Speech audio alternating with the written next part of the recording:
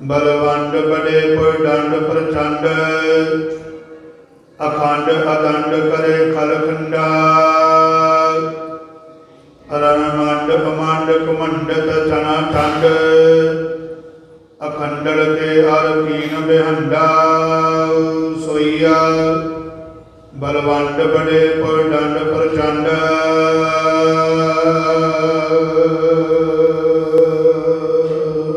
वाहिगुरु जी का खालसा वाहिगुरु जी की फतेह। सन्मानयोग सतगुरां दी साजी नवाजी साध संगत जी, चावर छात्र तख्त दे मालक, गुरता गद्दी ते शोभायमान लोक परलोक दे रखियक, हाजरा हजूर ज़ाहरा ज़हूर सतगुरु, दसां पातशाहियां दी आत्मक जोत, धन धन साहिब श्री गुरु ग्रंथ साहिब महाराज सच्चे पातशाह जी दे पावन पवित्र चरना कमलों विच गुरुद्वारा शहीद बाबा निहाल सिंह जी नगर तलन जलंधर विखे आपां जुड़ बैठे हाँ। गरीब नवाज सच्चे पातशाह जी की किरपा सदका संध्या के सजे हुए दीवाना विच रबी बाणी के कीर्तन होए, रहरास साहब के पाठ होए हैं। उपरंत रोज़मर्रा की मर्यादा के मुताबक निता प्रति के नियम के मुताबक गरीब नवाज सच्चे पातशाह जी के चरणों विच जुड़ बैठ के सतगुरु सच्चे पातशाह जी के जीवन इतिहास की लड़ीवार कथा विच हाज़री लवाउण का मौका मिल रहा है। काशी बनारस दे विच पिता भाई रघु जी माता कलसा जी के घर जन्मे श्रोमणी भगत रविदास साहब जी महाराज जी का अज आगमन पुरब भी है, जन्म दिहाड़ा है। समुचिया संगतां नूं भगत रविदास जी महाराज के जन्म दिहाड़े दियां बहुत बहुत वधाइयां। गरीब नवाज सच्चे पातशाह किरपा करन, जो भगत जी ने अपनी बाणी विच सानू उपदेश बख्शिश किया है, जो अपने जीवन दे विच अनेकां कौतक वरता के जीवन घटनावां दे राही सानू शुभ मार्ग दे उत्ते चलण दी उन्होंने प्रेरणा बख्शिश की है। असी उस रस्ते दे पांधी बन सकीए। इहो ही भगत रविदास जी का गुरपुरब मनाउण दा साडा असल मकसद होना चाहिए। गरीब नवाज सच्चे पातशाह किरपा करन, जिमें भगत रविदास जी ने उस वेले दे गंदले सिस्टम के खिलाफ आवाज़ चुक के ते अपने आप नूं एक क्रांतिकारी महापुरख होने का प्रमाण दिता है, सबूत दिता है। असी भी उन्हां जंजालों दे विचों निकलीए जिमें भगत जी ने डंके की चोट के उत्ते जात पात छूआछात पिट मनण वाले उस वेले दे अखौती ब्राह्मणों नूं डट के जवाब दिता है। उस तरीके अज जात पात का सिस्टम जिहड़ा सैकड़े साल लंघण तो बाद भी जिउंदा त्यों बनिया होया है, बल्कि कई जगह के उत्ते तां पहला नालों भी ज़्यादा गैर गंभीर ये मसला हो चुकिया है। असी जातां पातां विच ना वंडे जाइए।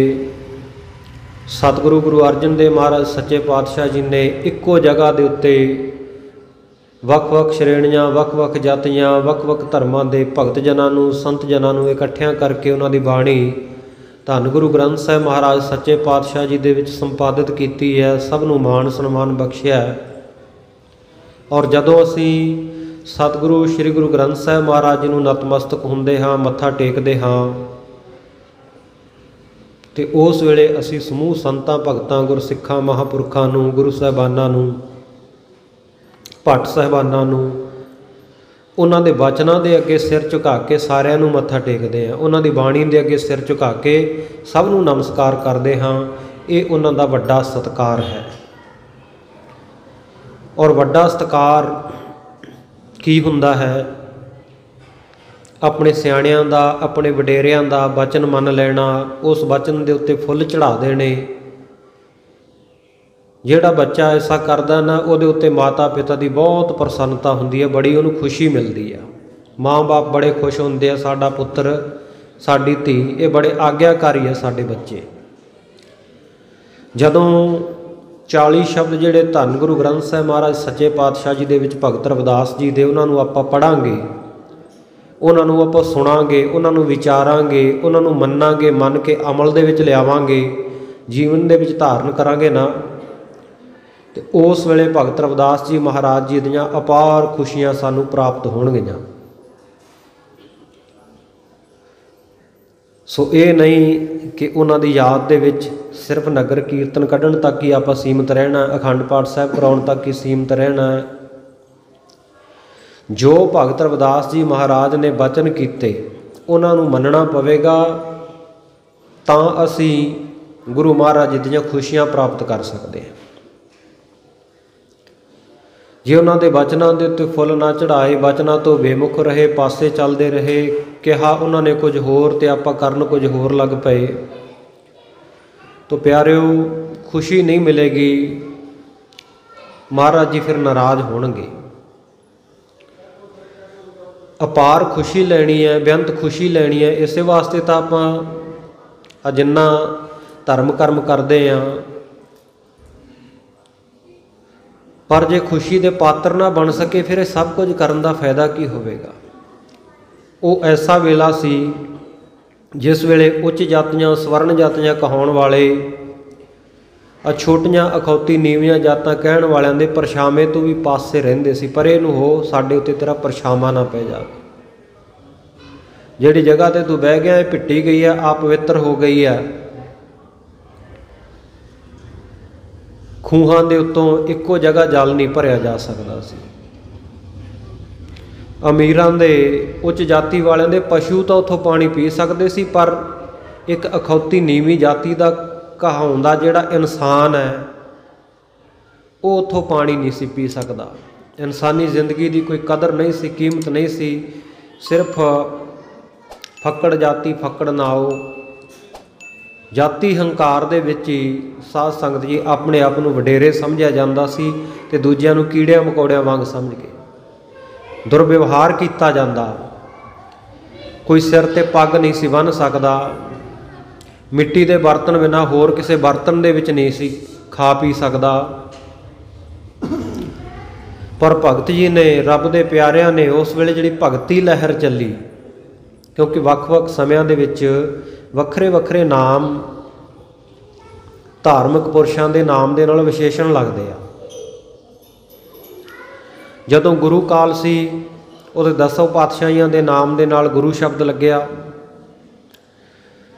ਇੱਕ ਵੇਲਾ ਐਸਾ ਆਇਆ ਜਿਸ ਵੇਲੇ ਸੰਤ ਕਾਲ ਸੀ, ਉਸ ਵੇਲੇ ਸੰਤ ਲਹਿਰ ਚੱਲੀ, ਸਾਰੇ ਮਹਾਂਪੁਰਖਾਂ ਦੇ ਨਾਮ ਦੇ ਨਾਲ ਸੰਤ ਲੱਗਿਆ। ਜਦੋਂ ਇਹ ਭਗਤੀ ਲਹਿਰ ਦਾ ਬੋਲਬਾਲਾ ਸੀ, ਉਸ ਵੇਲੇ ਰੱਬ ਦੀ ਬੰਦਗੀ ਕਰਨ ਵਾਲੇ ਉੱਚ ਕੋਟੀ ਦੇ ਮਹਾਂਪੁਰਖਾਂ ਨੂੰ, ਸ਼ੁਭ ਉਪਦੇਸ਼ ਬਖਸ਼ਿਸ਼ ਕਰਨ ਵਾਲਿਆਂ ਨੂੰ ਭਗਤ ਕਿਹਾ ਜਾਂਦਾ ਸੀ। ਔਰ ਗੁਰੂ ਗ੍ਰੰਥ ਸਾਹਿਬ ਮਹਾਰਾਜ ਸੱਚੇ ਪਾਤਸ਼ਾਹ ਜੀ ਦੇ ਵਿੱਚ ਇੱਕ ਇੱਕ ਅੱਖਰ ਪ੍ਰਮਾਣਿਕ ਹੈ, ਜੋ ਗੁਰੂ ਅਰਜਨ ਦੇਵ ਮਹਾਰਾਜ ਸੱਚੇ ਪਾਤਸ਼ਾਹ ਜੀ ਨੇ ਲਿਖ ਦਿੱਤਾ। ਕੋਈ ਦੁਨੀਆ ਦੀ ਤਾਕਤ ਕੀ, ਤਿੰਨਾਂ ਲੋਕਾਂ ਦੀ ਕੋਈ ਵੀ ਤਾਕਤ ਗੁਰੂ ਗ੍ਰੰਥ ਸਾਹਿਬ ਮਹਾਰਾਜ ਜੀ ਦੀ ਗੁਰਬਾਣੀ ਨੂੰ ਚੈਲੰਜ ਨਹੀਂ ਕਰ ਸਕਦੀ। ਸੋ ਉਹਨਾਂ ਨੇ ਇਹਨਾਂ ਭਗਤਾਂ ਨੂੰ ਭਗਤ ਕਹਿ ਕੇ ਸੰਬੋਧਨ ਕੀਤਾ। ਹਾਲਾਂਕਿ ਮੈਂ ਇਹ ਵੀ ਬੇਨਤੀ ਕਰਾਂ, ਸੰਤ, ਭਗਤ, ਗੁਰਸਿੱਖ, ਬ੍ਰਹਮ ਗਿਆਨੀ, ਗੁਰੂ ਸਾਹਿਬ, ਕੁਝ ਵੀ ਕਹਿ ਲਓ, ਸਨਮਾਨ ਇੱਕੋ ਜਿਹਾ ਹੀ ਹੈ। ਕਿਸੇ ਦਾ ਸਨਮਾਨ ਵੱਧਦਾ ਘਟਦਾ ਨਹੀਂ ਇਹਦੇ ਨਾਲ। ਪਰ ਅਸੀਂ ਕਿਉਂਕਿ ਗੁਰੂ ਕੇ ਸਿੱਖ ਹਾਂ, ਇਸ ਕਰਕੇ ਗੁਰੂ ਸਾਹਿਬ ਨੇ ਜੋ ਬਚਨ ਬੋਲੇ, ਗੁਰਬਾਣੀ ਕਹੈ ਸੇਵਕ ਜਨ ਮਾਨੈ, ਪ੍ਰਤੱਖ ਗੁਰੂ ਨਿਸਤਾਰੇ, ਉਹਨਾਂ ਬਚਨਾਂ ਦੇ ਅਸੀਂ ਧਾਰਨੀ ਹੈ। ਗੁਰਸਿੱਖ ਮੀਤ ਚੱਲੋ ਗੁਰ ਚਾਲੀ, ਜੋ ਗੁਰ ਕਹੈ ਸੋਈ ਭਲ ਮਨ ਹੋ, ਹਰ ਹਰ ਕਥਾ ਨਿਰਾਲੀ। ਇਸ ਕਰਕੇ ਗੁਰਬਾਣੀ ਦੇ ਵਿੱਚ ਔਰ ਭਾਈ ਗੁਰਦਾਸ ਜੀ ਨੇ ਵੀ ਐਸਾ ਜ਼ਿਕਰ ਕੀਤਾ, ਭਗਤ ਭਗਤ ਜਗ ਵੱਜਿਆ, ਚੌਂ ਚੱਕਾਂ ਦੇ ਵਿੱਚ ਚਮਰੇਟਾ, ਪਾਣਾ ਗੰਢੈ ਰਾਹ ਵਿੱਚ ਕੁਲਾ ਧਰਮ ਢੋਏ ਢੋਰ ਸਮੇਟਾ। ਜਿਨ੍ਹਾਂ ਦੀਆਂ ਕੁਲਾਂ ਦਾ ਧਰਮ ਸੀ, ਕੁਲਾਂ ਦਾ ਕੰਮਕਾਰ, ਬਿਜ਼ਨਸ, ਵਪਾਰ ਇਹ ਸੀ ਕਿ ਮਰੇ ਹੋਏ ਪਸ਼ੂਆਂ ਨੂੰ, ਢੋਰਾਂ ਨੂੰ ਢੋਣਾ, ਉਹਨਾਂ ਦੇ ਹੱਡੀਆਂ ਦਾ ਬਿਜ਼ਨਸ ਕਰਨਾ, ਚਮੜੇ ਦਾ ਬਿਜ਼ਨਸ ਕਰਨਾ। ਉਸ ਕੁਲ ਦੇ ਵਿੱਚ ਭਗਤ ਜੀ ਪੈਦਾ ਹੋਏ। पर रुचि क्योंकि शुरू तो भगती वाली सी, भगतां तै सहसारियां जोड़ कदे ना आया, इस करके परिवार दे नाल भी बहुता जोड़ बन ना सकिया। मेन रस्ते दे उत्ते, मुख रस्ते दे उत्ते अपनी एक छन पा के उत्थे बह गए। परिवार की उपजीविका दे लई जोड़ियां दा काम करना शुरू कर दिता, जोड़े बनाने, जोड़े गंढने। और उत्थे बैठिया बैठिया साध संगत जी आप भी नाम दे नाल सुरत लाई रखनी, लिव लाई रखनी, ते जिहड़ा भी जोड़ा गंढाउण वास्ते, जोड़ा बनाउण वास्ते भगत जी दे चरनां विच पहुँचदा, ਉਹਦਾ जोड़ा ही नहीं सी गंढदे कल्ला, ਉਹਦਾ मन भी वाहिगुरू दे नाल गंढ के ਤੋਰਦੇ ਸੀ।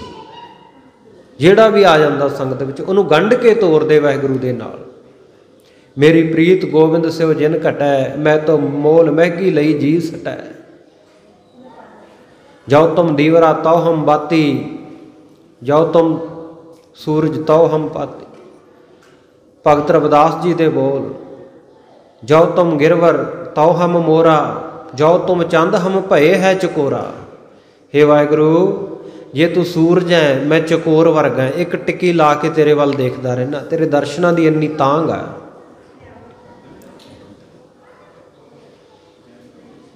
इउं बड़ी प्रीति भगत जी दे अपने मन विच, जिहड़ा चरण शरण आ गया ਉਹਦਾ भी मन गंढ दिंदे। किन्नियां इतिहासक साखियां आपां रविदास साहब जी महाराज दे जीवन दे नाल जुड़ियां पढ़दे सुणदे हैं, और किन्ने उच्चे राज घराणियां दे लोक भी उन्हां दे शरधालू बने। सो ऐसा उन्हां दा पवित्र जीवन सी। संसार विच फैलियां होईयां कुरीतियां दे विरोध दे विच जिथे आवाज़ उठाई, जिथे क्रांतिकारी सन, उत्थे आस्तिक भावना बहुत सी। रब दे नाल खुद भी जुड़े, होरनां नूं भी जोड़िया। पर अज दास ये खिमा मंग के पहले ही बेनती करदा, असी सीमित रह गए हैं सिर्फ भगत रविदास जी के जन्म दिहाड़े के उत्ते नच्चण टप्पण तक। चाहिदा तो यह सी कि उन्हां दी गुरबाणी का कीर्तन हुंदा, उन्हां दी गुरबाणी के शब्दों की व्याख्या हुंदी, कथा हुंदी, पता लगदा भी उन्हां दी लिखत दे विच उन्हां दी सोच की है, वो की बनाउणा चाहुंदे सी सानूं। पर असीं की कीता, डीजे ला के नच्चना टप्पना ही शुरू कर दिता। ठीक है भी खुशी होनी चाहिए है, पर खुशी मन दे विच, तन दे नाल टप्पिया थोड़ी गल बननी। भगत जी नूं मन देना अपना, और तन भी की असीं उहो जिहा रखिया जिवें साबत सूरत सन भगत रविदास साहब जी महाराज। जिहड़े बच्चे दी शक्ल अपने प्यो दे नाल ना मिलदी होवे ते दुनिया दे लोग की कहिंदे आ, मैं बहुता नहीं कहना, कि अज पैरोकार कहाउण वाले भगत रविदास जी के आदर्शों के उत्ते चलण वाले, मेरे साडे सारिਆਂ तुहाडे समेत असीं सारे गुरु ग्रंथ साहिब महाराज नूं मनते हैं, भगत जी की विचारधारा के हामी आ। पर साडे विचों बहुते ऐसे है जिन्हां दी शक्ल सूरत भी भगत रविदास जी नाल मिलदी जुलदी नहीं रह गई। वो दुनियावी एक्टरां, क्रिकेटरां, गाउण वाले वर्गियां शक्लां तां बना लईआं, पर अपने बाप वर्गी शक्ल किहने बनाउणी सी भाई? की ये साडा फर्ज नहीं सी? उस वेले ऐसे क्रांतिकारी बोल बोले, ऐसा डंके की चोट के उत्ते कुरीतियां का विरोध किया। आ अछूत है जी, ये नीवीं जाति दे पग नहीं बन सकते। तो अज जिहड़ियां कल्पित तस्वीरां, कल्पित हुंदी है जिहड़ी कल्पना दे नाल सिर्फ दिमागी अपनी बुद्धि के उत्ते जोर पा के बनाईयां जाण, वो गुरु साहिबानां दियां भी है, भगत साहिबानां दियां भी है, गुरसिखां दियां भी आ। उन्हां कल्पित तस्वीरां दे विच भी असीं भगत जी की शख्सियत दे नाल इंसाफ नहीं किया। जिस कारज दे वास्ते वो सारी उम्र लड़ते रहे, विरोध करते रहे, एजिटेशन उन्होंने की कि सानू सिर दे उत्ते पगड़ी सजाउण दा अधिकार क्यों नहीं। असीं तां उन्हां दी फोटो भी पिछां नूं सिੱਟੇ वालां वाली बना ली है, मत्थे दे उत्ते वड्डा सारा तिलक ला दिता ते विरोध किया। भगत जी ने ब्राह्मणवाद दा ते असीं उन्हां नूं ब्राह्मणवादी दिखा दिता। इस करके भाई जैसी साडे गुरुआं पीरां पुरखियां वड्डियां वडेरियां दी शक्ल सूरत सानू पहलां तां सरूप उहो जिहा बनाउणा पवेगा, फिर उन्हां दे वचन पढ़ के, बाणी पढ़ के ਸਾਨੂੰ ਜੀਵਨ ਵੀ ਉਸ ਤਰ੍ਹਾਂ ਦਾ ਬਣਾਉਣਾ ਪਵੇਗਾ ਜੋ ਉਹਨਾਂ ਨੇ ਬਣਾਉਣ ਦੇ ਲਈ ਕਿਹਾ ਹੈ, ਤਾਂ ਹੀ ਸੰਪੂਰਨ ਅਸੀਂ ਉਹਨਾਂ ਦੀਆਂ ਖੁਸ਼ੀਆਂ ਦੇ ਪਾਤਰ ਬਣ ਸਕਦੇ ਹਾਂ। ਕਿੰਨੀ ਵੱਡੀ ਮਹਿਮਾ ਸੀ, ਕਿੰਨੀਆਂ ਜੀਵਨ ਸਾਖੀਆਂ ਉਹਨਾਂ ਦੇ ਜੀਵਨ ਵਿੱਚੋਂ ਸਾਂਝੀਆਂ ਕੀਤੀਆਂ ਜਾ ਸਕਦੀਆਂ, ਪਰ ਕਿਉਂਕਿ ਲੜੀਵਾਰ ਕਥਾ ਵੀ ਆਪਾਂ ਅਗਾਂਹ ਤੋਰਨੀ ਹੈ, ਇਸ ਕਰਕੇ ਮੈਂ ਸੰਖੇਪ ਮਾਤਰ ਭਗਤ ਜੀ ਦੇ ਜੀਵਨ ਦੇ ਵਿੱਚ ਥੋੜ੍ਹੀ ਜਿਹੀ ਸਾਖੀ ਕਹਿ ਕੇ ਫਿਰ ਵਿਚਾਰ ਨੂੰ ਅੱਗੇ ਵਧਾਵਾਂਗਾ, ਕਿਉਂਕਿ ਸਾਖੀਆਂ ਦੇ ਨਾਲ ਗੱਲਬਾਤ ਕੀਤੀ ਜਿਹੜੀ ਉਹ ਸੌਖੀ ਸਮਝ ਆ ਜਾਂਦੀ ਹੈ। ਗੁਰੂ ਕੀ ਬਾਣੀ ਦਾ ਵਚਨ ਹੈ, ਹਉ ਮੂਰਖ ਨੀਚ ਅਜਾਣ ਸਮਝਾ ਸਾਖੀ ਹੈ। ਸਾਖੀ ਨਾਲ ਸੌਖਿਆਂ ਸਮਝ ਆ ਜਾਂਦੀ ਹੈ। ਸਮਝ ਤਾਂ ਗੁਰਬਾਣੀ ਨਾਲ ਵੀ ਆ ਜਾਂਦੀ ਹੈ, ਪਰ ਅਸੀਂ ਸਮਝਣਾ ਹੀ ਨਹੀਂ ਚਾਹੁੰਦੇ। ਭਗਤ ਕਬੀਰ ਸਾਹਿਬ ਜੀ ਦੇ ਸਲੋਕਾਂ ਦੇ ਵਿੱਚ ਭਗਤ ਰਵਿਦਾਸ ਜੀ ਮਹਾਰਾਜ ਦੀ ਇੱਕੋ ਇੱਕ ਵਿਚਾਰਧਾਰਾ, ਨਿਰੋਲ ਗੁਰਮਤਿ ਵਿਚਾਰਧਾਰਾ ਜੋ ਉਹਨਾਂ ਦੀ ਸੀ, ਉਹਦਾ ਵਰਣਨ ਕੀਤਾ। ਪਰ ਅਸੀਂ ਤਾਂ ਭਗਤ ਰਵਿਦਾਸ ਜੀ ਤੋਂ ਬਾਅਦ ਅੱਗੇ ਗੱਦੀਆਂ ਹੀ ਚਲਾ ਲਈਆਂ, ਦੇਹਧਾਰੀ ਗੁਰੂਆਂ ਨੂੰ ਪੂਜਣ ਲੱਗ ਪਏ। ਉਹ ਕਿਹਦੇ ਪੁਜਾਰੀ ਸਨ? ਕਿ ਉਹਨਾਂ ਨੇ ਦੇਹ ਨਾਲ ਜੋੜਿਆ? ਉਹਨਾਂ ਨੇ ਵਾਹਿਗੁਰੂ ਪਰਮੇਸ਼ਰ ਇੱਕ ਅਕਾਲ ਪੁਰਖ ਤੋਂ ਬਿਨਾਂ ਹੋਰ ਕਿਸੇ ਨਾਲ ਨਹੀਂ ਜੋੜਿਆ। ਭਗਤ ਕਬੀਰ ਜੀ ਦੇ ਸਲੋਕਾਂ ਵਿੱਚ ਆਪਾਂ ਪੜ੍ਹਦੇ ਹਾਂ, ਕਬੀਰ ਹਰਸੋ ਹੀਰਾ ਛਾੜ ਕੇ ਕਰਹਿ ਆਨ ਕੀ ਆਸ, ਤੇ ਨਰ ਦੋਜਕ ਜਾਹੇਂਗੇ, ਤੇ ਨਰ ਦੋਜਖ ਜਾਹੇਂਗੇ, ਸਤ ਭਾਖੈ ਰਵਿਦਾਸ। ਕਹਿੰਦੇ ਭਗਤ ਰਵਿਦਾਸ ਸਾਹਿਬ ਜੀ ਮਹਾਰਾਜ ਨੇ ਇਹ ਸੱਤ ਵਚਨ ਆਖਿਆ, ਸੱਚਾ ਵਚਨ ਆਖਿਆ। ਕਿਹੜਾ? ਕਹਿੰਦੇ ਜਿਹੜੇ ਇੱਕ ਹਰੀ ਰੂਪੀ ਹੀਰੇ ਨੂੰ ਛੱਡ ਦੇਣਗੇ।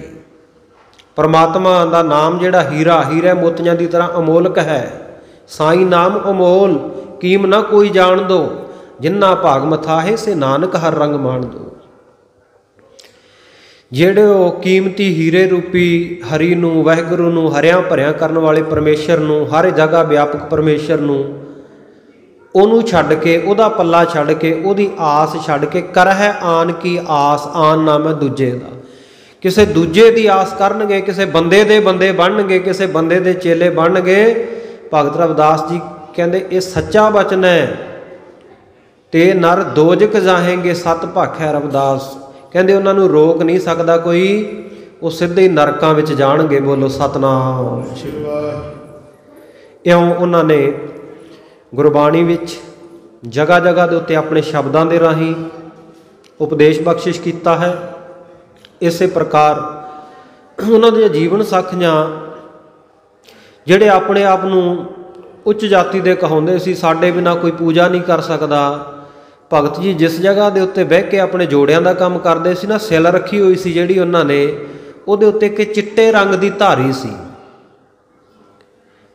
ਜਿਵੇਂ ਜਿਹੜੇ ਪੱਥਰਾਂ ਨੂੰ ਠਾਕੁਰ ਕਹਿੰਦੇ ਆ, ਠਾਕਰ, ਉਹਨਾਂ ਦੇ ਉੱਤੇ ਚਿੱਟੇ ਰੰਗ ਦੀਆਂ ਧਾਰੀਆਂ ਹੁੰਦੀਆਂ। ਤੇ ਬ੍ਰਾਹਮਣ ਇਹ ਜਾਣ ਕੇ ਚੁੱਕ ਕੇ ਲੈ ਗਏ ਬਈ ਇਹ ਤਾਂ ਸਾਡੇ ਠਾਕੁਰਾਂ ਦੀ ਨਰਾਦਰੀ ਕਰ ਰਿਹਾ, ਅਸੀਂ ਇਹਦੀ ਐਸੇ ਪੱਥਰਾਂ ਦੀ ਪੂਜਾ ਕਰਦੇ ਹਾਂ, ਐਸੇ ਠਾਕੁਰਾਂ ਦੀ। ਤੇ ਉਹਨੂੰ ਪੱਥਰ ਸਮਝ ਕੇ ਇਹਦੇ ਉੱਤੇ ਚਮੜਾ ਰੱਖੀ ਬੈਠਾ, ਉਹਦੇ ਉੱਤੇ ਜੁੱਤੀਆਂ ਦਾ ਕੰਮ ਕਰੀ ਜਾਂਦਾ। ਉਹ ਲੈ ਗਏ ਚੁੱਕ ਕੇ। ਜਦੋਂ ਲੈ ਕੇ ਗਏ, ਰਾਤ ਨੂੰ ਉਹੀ ਸਿੱਲ, ਉਹੀ ਪੱਥਰ ਜਦੋਂ ਛਾਤੀ ਦੇ ਉੱਤੇ ਜਾ ਚੜਿਆ ਨਾ, ਕਢਾਈਆਂ ਚੀਕਾਂ। ਤੇ ਫਿਰ ਸਵੇਰ ਹੁੰਦਿਆਂ ਹੀ ਮਿੰਨਤਾਂ ਤਰਲੇ ਕਰਦੇ ਉਹ ਜਾ ਪਏ ਸੀ ਚਰਨੀ ਭਗਤ ਜੀ ਦੇ, ਭਗਤ ਜੀ ਬਖਸ਼ ਲਓ, ਅਸੀਂ ਭੁੱਲ ਵਿੱਚ ਸੀ। ਇਸੇ ਤਰ੍ਹਾਂ ਗੰਗਾ 'ਤੇ ਇਸ਼ਨਾਨ ਵਾਸਤੇ ਸ਼ਰਧਾਲੂ ਜਾ ਰਹੇ ਆ, ਕੁਝ ਬ੍ਰਾਹਮਣ ਲੋਕ ਜਾ ਰਹੇ ਆ। ਉਹਨਾਂ ਜਾਂਦਿਆਂ ਨੂੰ ਭਗਤ ਜੀ ਨੇ ਆਖਿਆ, ਜੇ ਗੰਗਾ ਜਾ ਰਹੇ ਹੋ ਤਾਂ ਮੇਰੀ ਵੀ ਇੱਕ ਭੇਟਾ ਲੈ ਜਾਓ। ਕੱਢ ਕਸੀਰਾ ਸੌਂਪਿਆ, ਗੰਗਾ ਦੀ ਭੇਟਾ, ਇੱਕ ਕਸੀਰਾ। ਹੁਣ ਕਸੀਰੇ ਦਾ ਆਪਾਂ ਨੂੰ ਪਤਾ ਨਹੀਂ ਲੱਗੇਗਾ ਵੀ ਕਸੀਰਾ ਕੀ ਆ। ਇਹ ਸਾਧ ਸੰਗਤ ਜੀ ਕਰੰਸੀ ਹੁੰਦੀ ਸੀ ਉਸ ਵੇਲੇ ਦੀ, ਸਭ ਤੋਂ ਛੋਟੀ ਕਰੰਸੀ। ਜਿਵੇਂ ਅੱਜ ਰੁਪਈਏ ਚੱਲਦੇ ਆ ਨਾ, ਤੇ ਅੱਜ ਕੱਲ੍ਹ ਤਾਂ ਮੇਰੇ ਖਿਆਲ ਦੇ ਵਿੱਚ ਸ਼ਾਇਦ 1 ਰੁਪਈਏ ਦਾ ਹੀ ਪਤਾ ਹੈ, ਇਸ ਤੋਂ ਛੋਟਾ ਸਿੱਕਾ ਤਾਂ ਹੁਣ ਚੱਲਦਾ ਨਹੀਂ ਕੋਈ। ਪਹਿਲਾਂ ਛੋਟੇ ਸਿੱਕੇ ਚੱਲਦੇ, 50 ਪੈਸੇ, 98 ਵੀ ਚੱਲਦੀ, 54 ਵੀ ਚੱਲਦੀ, 20 ਪੈਸੇ ਵੀ ਚੱਲਦੇ ਸਨ, 5 ਪੈਸੇ ਵੀ ਹੁੰਦੇ ਸੀ ਤੇ 1 ਪੈਸਾ ਵੀ ਹੁੰਦਾ ਸੀ। ਵੱਖਰੇ ਵੱਖਰੇ ਸਮਿਆਂ ਵਿੱਚ ਵੱਖਰੀ ਵੱਖਰੀ ਕਰੰਸੀ ਆ। ਦੁਆਨੀ, ਥੇਲੀ, ਚਵਾਨੀ ਇਤਿਆਦਿ ਕਰੰਸੀ ਹੁੰਦੀ। ਕਸੀਰਾ ਜਿਹੜਾ ਸਭ ਤੋਂ ਛੋਟੀ ਰਕਮ ਹੁੰਦੀ ਸੀ। ਭਗਤ ਜੀ ਨੇ ਬੜੇ ਪ੍ਰੇਮ ਦੇ ਨਾਲ ਉਹਨਾਂ ਨੂੰ ਸੌਂਪਿਆ ਤੇ ਕਹਿੰਦੇ ਇੱਕ ਗੱਲ ਮੇਰੀ ਸੁਣੋ ਧਿਆਨ ਨਾਲ, ਭੇਟਾ ਤਾਂ ਕਰਨਾ ਗੰਗਾ ਨੂੰ ਜੇ ਗੰਗਾ ਹੱਥ ਕੱਢ ਕੇ ਮੰਗੇ ਵੀ ਜੇ ਮੇਰੇ ਪਿਆਰੇ ਭਗਤ ਰਵਿਦਾਸ ਨੇ ਜੇ ਕੁਝ ਮੇਰੇ ਵਾਸਤੇ ਭੇਜਿਆ ਦੇ ਦਿਓ ਤਾਂ ਦੇਣਾ, ਨਹੀਂ ਵਾਪਸ ਲੈ ਆਇਓ। ਕਹਿੰਦੇ ਠੀਕ ਹੈ ਜੀ। ਉਹ ਗੰਗਾ ਤੇ ਚਲੇ ਗਏ। ਜਦੋਂ ਸਾਧ ਸੰਗਤ ਇਸ਼ਨਾਨ ਪਾਣੀ ਕਰਕੇ ਆਪਣੀਆਂ ਭੇਟਾਵਾਂ ਦੇ ਕੇ ਵਿਹਲੇ ਹੋਏ, ਫਿਰ ਯਾਦ ਆਇਆ ਵੀ ਭਗਤ ਜੀ ਨੇ ਵੀ ਆ ਇੱਕ ਕਸੀਰਾ ਦੇ ਕੇ ਭੇਜਿਆ ਸੀ। ਕਹਿੰਦੇ ਚਲੋ ਜਾਣ ਲੱਗਿਆ, ਗੰਗਾ ਦੀ ਭੇਟਾ ਕਰ ਦਿਓ, ਸੁੱਟ ਦਿਓ ਗੰਗਾ ਵਿੱਚ। ਇੱਕ ਨੇ ਯਾਦ ਕਰਾਇਆ, ਕਹਿੰਦਾ ਨਹੀਂ, ਭਗਤ ਜੀ ਨੇ ਵਚਨ ਕੀਤੇ ਸੀ ਵੀ ਐਵੇਂ ਨਹੀਂ ਸੁੱਟ ਕੇ ਆਉਣਾ, ਜੇ ਗੰਗਾ ਹੱਥ ਕੱਢ ਕੇ ਲਵੇ ਤਾਂ ਮੇਰੀ ਭੇਟਾ ਦੇਣੀ ਹੈ। ਉਹ ਕਹਿੰਦੇ ਠੀਕ ਹੈ, ਚਲੋ ਇੱਦਾਂ ਹੋ ਤਾਂ ਨਹੀਂ ਸਕਦਾ ਵੀ ਗੰਗਾ ਤਾਂ ਇੱਕ ਨਦੀ ਹੈ, ਪਾਣੀ ਦਾ ਪ੍ਰਵਾਹ ਹੈ, ਇਹਨੇ ਹੱਥ ਕਿੱਥੋਂ ਕੱਢਣਾ, ਪਰ ਚਲੋ ਕਹਿੰਦੇ ਜੇ ਕਿਹਾ ਤਾਂ ਆਪਾਂ ਕਰ ਲੈਂਦੇ ਹਾਂ। ਜਦੋਂ ਉਹਨਾਂ ਨੇ ਬੇਨਤੀ ਕੀਤੀ ਕਿ ਗੰਗਾ ਮਾਤਾ ਤੇਰੇ ਭਗਤ ਰਵਿਦਾਸ ਨੇ, ਤੇਰੇ ਪਿਆਰੇ ਨੇ, ਤੇਰੇ ਪਿਆਰੇ ਗੁਰਮੁਖ ਨੇ ਭੇਟਾ ਭੇਜੀ ਹੈ ਤੇ ਉਹਨੇ ਵਚਨ ਕੀਤਾ ਹੱਥ ਕੱਢ ਕੇ ਇਹ ਪ੍ਰਾਪਤ ਕਰ ਲੈ। ਜਦ ਹੀ ਬੜਾ ਸੋਹਣਾ ਕੰਗਣਾਂ ਦੇ ਨਾਲ ਸਜਿਆ ਹੋਇਆ ਇੱਕ ਹੱਥ ਸਾਧ ਸੰਗਤ ਬਾਹਰ ਆਇਆ। ਇਹ ਬੜੇ ਹੈਰਾਨ ਹੋਏ। ਭਗਤ ਜੀ ਦਾ ਕਸੀਰਾ ਉਹ ਭੇਟਾ ਵਜੋਂ ਰੱਖ ਦਿੱਤਾ। ਇਹ ਤੁਰਨ ਲੱਗੇ, ਆਵਾਜ਼ ਆਈ, ਕਹਿੰਦੇ ਰੁਕ ਜਾਓ, ਮੇਰੇ ਪਿਆਰੇ ਨੇ ਜੇ ਮੇਰੇ ਵਾਸਤੇ ਕੁਝ ਭੇਜਿਆ, ਮੇਰੇ ਵੱਲੋਂ ਵੀ ਇੱਕ ਗਿਫਟ, ਇੱਕ ਭੇਟਾ ਉਹਦੇ ਵਾਸਤੇ ਲੈਂਦੇ ਜਾਇਓ। ਇੱਕ ਬੜਾ ਸੋਹਣਾ ਕੰਗਣ ਸਾਧ ਸੰਗਤ ਜੀ ਗੰਗਾ ਨੇ ਹੱਥ ਕੱਢ ਕੇ ਉਹਨਾਂ ਬ੍ਰਾਹਮਣਾਂ ਦੇ ਹੱਥ ਸੌਂਪ ਦਿੱਤਾ। ਬੜੇ ਹੈਰਾਨ ਹੈ, ਭਗਤ ਜੀ ਦੀ ਮਹਿਮਾ ਵੀ ਕਰਦੇ ਆਉਂਦੇ ਆ। ਘਰ ਆਏ, ਘਰ ਆ ਕੇ ਜਦੋਂ ਬ੍ਰਾਹਮਣ ਨੇ ਘਰ ਵਾਲੀ ਬ੍ਰਾਹਮਣੀ ਨੂੰ ਦਿਖਾਇਆ ਨਾ ਵੀ ਆਹ ਸੋਹਣਾ ਕੰਗਣ, ਤੇ ਉਹਦਾ ਮਨ ਮੋਹਿਤ ਹੋ ਗਿਆ। ਕਹਿੰਦੀ ਇਹ ਤਾਂ ਮੈਨੂੰ ਦੇ ਦੇ। ਉਹ ਬ੍ਰਾਹਮਣ ਕਹਿੰਦਾ ਜੀ ਇਹ ਤਾਂ ਗੰਗਾ ਨੇ ਭਗਤ ਰਵਿਦਾਸ ਜੀ ਵਾਸਤੇ ਭੇਜਿਆ, ਉਹਨਾਂ ਨੂੰ ਦੇਣਾ।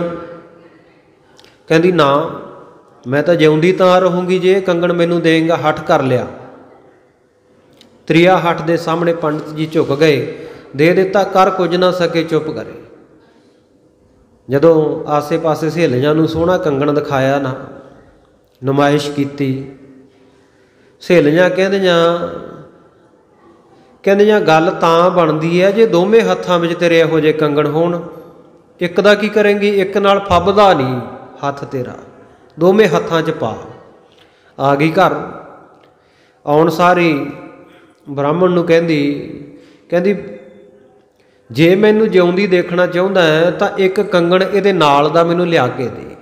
ਉਹ ਕਹਿੰਦਾ ਵੀ ਮੈਂ ਕਿੱਥੋਂ ਲਿਆਵਾਂ, ਇਹ ਤਾਂ ਭਗਤ ਰਵਿਦਾਸ ਵਾਸਤੇ ਗੰਗਾ ਨੇ ਦਿੱਤਾ ਸੀ ਤੇ ਹੁਣ ਗੰਗਾ ਮੇਰੇ ਕਹਿਣ ਤੇ ਥੋੜ੍ਹੀ ਦਊਗੀ।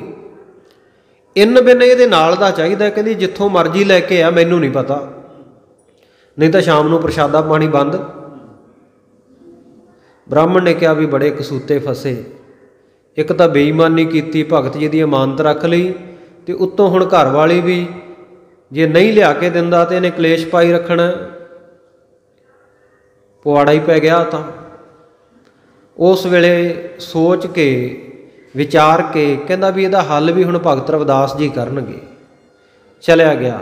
ਜਾਣ ਸਾਰ ਪਹਿਲਾਂ ਤਾਂ ਗਲਤੀ ਦੇ ਲਈ ਖਿਮਾ ਮੰਗੀ, ਸਾਰੀ ਗੱਲਬਾਤ ਦੱਸੀ। ਇਉਂ ਤੁਹਾਡੀ ਭੇਟਾ ਅਸੀਂ ਗੰਗਾ ਜੀ ਨੂੰ ਅਰਪਣ ਕੀਤੀ, ਗੰਗਾ ਜੀ ਨੇ ਤੁਹਾਡੇ ਵਾਸਤੇ ਕੰਗਣ ਭੇਜਿਆ, ਪਰ ਭਗਤ ਜੀ ਘਰ ਵਾਲੀ ਦੇ ਸਾਹਮਣੇ ਵੱਸ ਨਹੀਂ ਚੱਲਿਆ।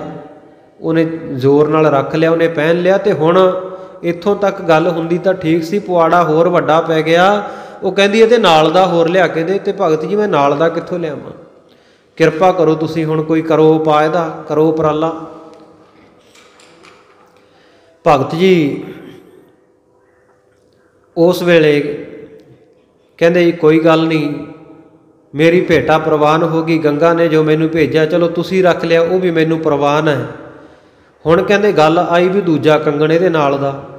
ਭਗਤ ਜੀ ਨੇ ਆਪਣੀ ਉਹ ਪੱਥਰੀ ਜਿਸ ਦੇ ਉੱਤੇ ਜੋੜਿਆਂ ਦਾ ਕੰਮ ਕਰਦੇ ਸੀ ਚੁੱਕ ਕੇ ਪਾਸੇ ਕਰ ਦਿੱਤੀ। ਬ੍ਰਾਹਮਣ ਕੀ ਵੇਖਦਾ, ਹੇਠਾਂ ਦੀ ਗੰਗਾ ਵਗ ਰਹੀ ਆ, ਭਗਤ ਜੀ ਦੇ ਚਰਨਾਂ ਵਿੱਚ ਗੰਗਾ ਵਗ ਰਹੀ ਆ, ਤੇ ਉਹੋ ਜੇ ਕੰਗਣਾਂ ਦਾ ਢੇਰ ਲੱਗਿਆ ਪਿਆ। ਕਹਿੰਦੇ ਲੈ ਬਈ ਇੱਕ ਇਹਦੇ ਵਿੱਚੋਂ ਚੱਕ ਲਾ ਤੇ ਜਾ ਕੇ ਘਰ ਵਾਲੀ ਨੂੰ ਖੁਸ਼ ਕਰ। ਕਹਿੰਦੇ ਉਹਨੇ ਇੱਕ ਚੱਕਿਆ ਤੇ ਖੁਸ਼ੀ ਖੁਸ਼ੀ ਘਰ ਵਾਪਸ ਆ ਗਿਆ। ਇਉਂ ਅਜ਼ਮਤਾਂ ਕਰਾਮਾਤਾਂ ਦੀਆਂ ਸਾਖੀਆਂ ਭਗਤ ਜੀ ਦੇ ਜੀਵਨ ਦੇ ਨਾਲ ਜੁੜੀਆਂ ਹੋਈਆਂ। ਪਰ ਤੱਤ ਸਾਰ ਇਹ ਹੈ ਕਿ ਉਹਨਾਂ ਨੂੰ ਤੀਰਥਾਂ ਉੱਤੇ ਜਾਣ ਦੀ ਲੋੜ ਨਹੀਂ ਸੀ, ਤੀਰਥ ਤਾਂ ਉਹਨਾਂ ਦੇ ਚਰਨਾਂ ਵਿੱਚ ਵਗਦੇ ਸੀ। ਬੋਲੋ ਸਤਨਾਮ। ਜਿਹਨੇ ਵੀ ਨਾਮ ਜਪਿਆ ਭਾਈ, ਉਹਦੀ ਮਹਿਮਾ ਉਹਦੀ ਵਡਿਆਈ ਅਕਾਲ ਪੁਰਖ ਵਾਹਿਗੁਰੂ ਐਸਾ ਹੀ ਕਰਾਉਂਦਾ। ਰਿੱਧੀਆਂ ਸਿੱਧੀਆਂ ਨਿੱਧੀਆਂ ਤੀਰਥ ਦੇਵੀ ਦੇਵਤੇ ਉਹਦੇ ਚਰਨਾਂ ਦੇ ਦਾਸ ਬਣ ਜਾਂਦੇ। ਸੋ ਐਸੇ ਭਗਤ ਰਵਿਦਾਸ ਜੀ ਮਹਾਰਾਜ, ਉਹਨਾਂ ਦਾ ਅੱਜ ਜਨਮ ਦਿਹਾੜਾ। ਇੱਕ ਵਾਰ ਫਿਰ ਤੋਂ ਸਮੂਹ ਸੰਗਤਾਂ ਨੂੰ ਬਹੁਤ ਬਹੁਤ ਵਧਾਈਆਂ। ਗਰੀਬ ਨਵਾਜ਼ ਸੱਚੇ ਪਾਤਸ਼ਾਹ ਕਿਰਪਾ ਕਰਨ।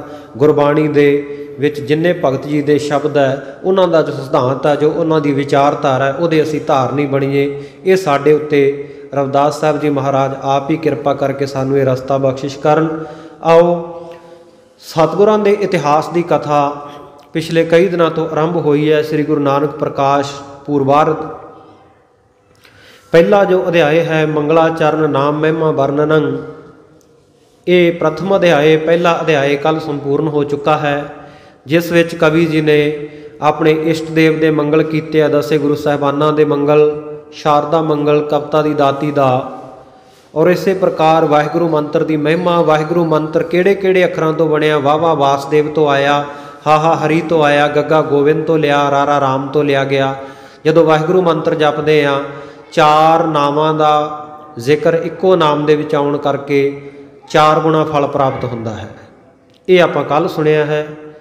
ਔਰ ਨਾਲ ਹੀ ਭਗਤ ਜੀ ਨੇ ਦੱਸਿਆ ਕਿ ਜਿਹੜੀ ਮੈਂ ਕਥਾ ਲਿਖੀ ਆ, ਇਹ ਸਰਤਾ ਦੀ ਤਰ੍ਹਾਂ, ਨਦੀ ਦੀ ਤਰ੍ਹਾਂ, ਜਿਹੜੇ ਵੀ ਸਤਸੰਗ ਦੇ ਵਿੱਚ ਆ ਕੇ ਇਹ ਸਤਿਗੁਰਾਂ ਦੀ ਕਥਾ ਰੂਪੀ ਗੰਗਾ ਦੇ ਵਿੱਚ, ਕਥਾ ਰੂਪੀ ਨਦੀ ਦੇ ਵਿੱਚ ਸਰੋਤੇ ਇਸ਼ਨਾਨ ਕਰਦੇ ਆ, ਸ਼ਰਧਾ ਭਾਵਨਾ ਵਾਲੇ, ਉਹਨਾਂ ਨੂੰ ਇਹ ਕਥਾ ਚੰਗਾ ਜੀਵਨ ਬਖਸ਼ਦੀ ਹੈ, ਉਹਨਾਂ ਦਾ ਪਾਰ ਉਤਾਰਾ ਕਰਦੀ ਹੈ, ਉਹਨਾਂ ਦਾ ਸਮਾਂ ਵੀ ਸਫਲਾ ਹੁੰਦਾ, ਸਵਾਸ ਵੀ ਸਫਲੇ ਹੁੰਦੇ ਹੈ। ਪਰ ਜਿਹੜੇ ਸਾਕਤ ਲੋਕ ਹੈ, ਉਹ ਕਹਿੰਦੇ ਗਧਿਆਂ ਵਰਗੇ ਆ, ਜਿਵੇਂ ਗਧੇ ਖੋਤੇ ਨਹਾਉਂਦੇ ਨਹੀਂ ਨਾ, ਰੂੜੀਆਂ 'ਤੇ ਤੁਰੇ ਫਿਰਦੇ ਆ। ਇਸੇ ਤਰ੍ਹਾਂ ਕਹਿੰਦੇ ਉਹ ਸਤਸੰਗ ਵਿੱਚ ਆ ਕੇ ਕਥਾ ਰੂਪੀ ਗੰਗਾ ਦੇ ਵਿੱਚ ਡੁਬਕੀ ਨਹੀਂ ਲਾ ਸਕਦੇ, ਇਸ਼ਨਾਨ ਨਹੀਂ ਕਰ ਸਕਦੇ ਆਪਣੇ ਮਨ ਦਾ।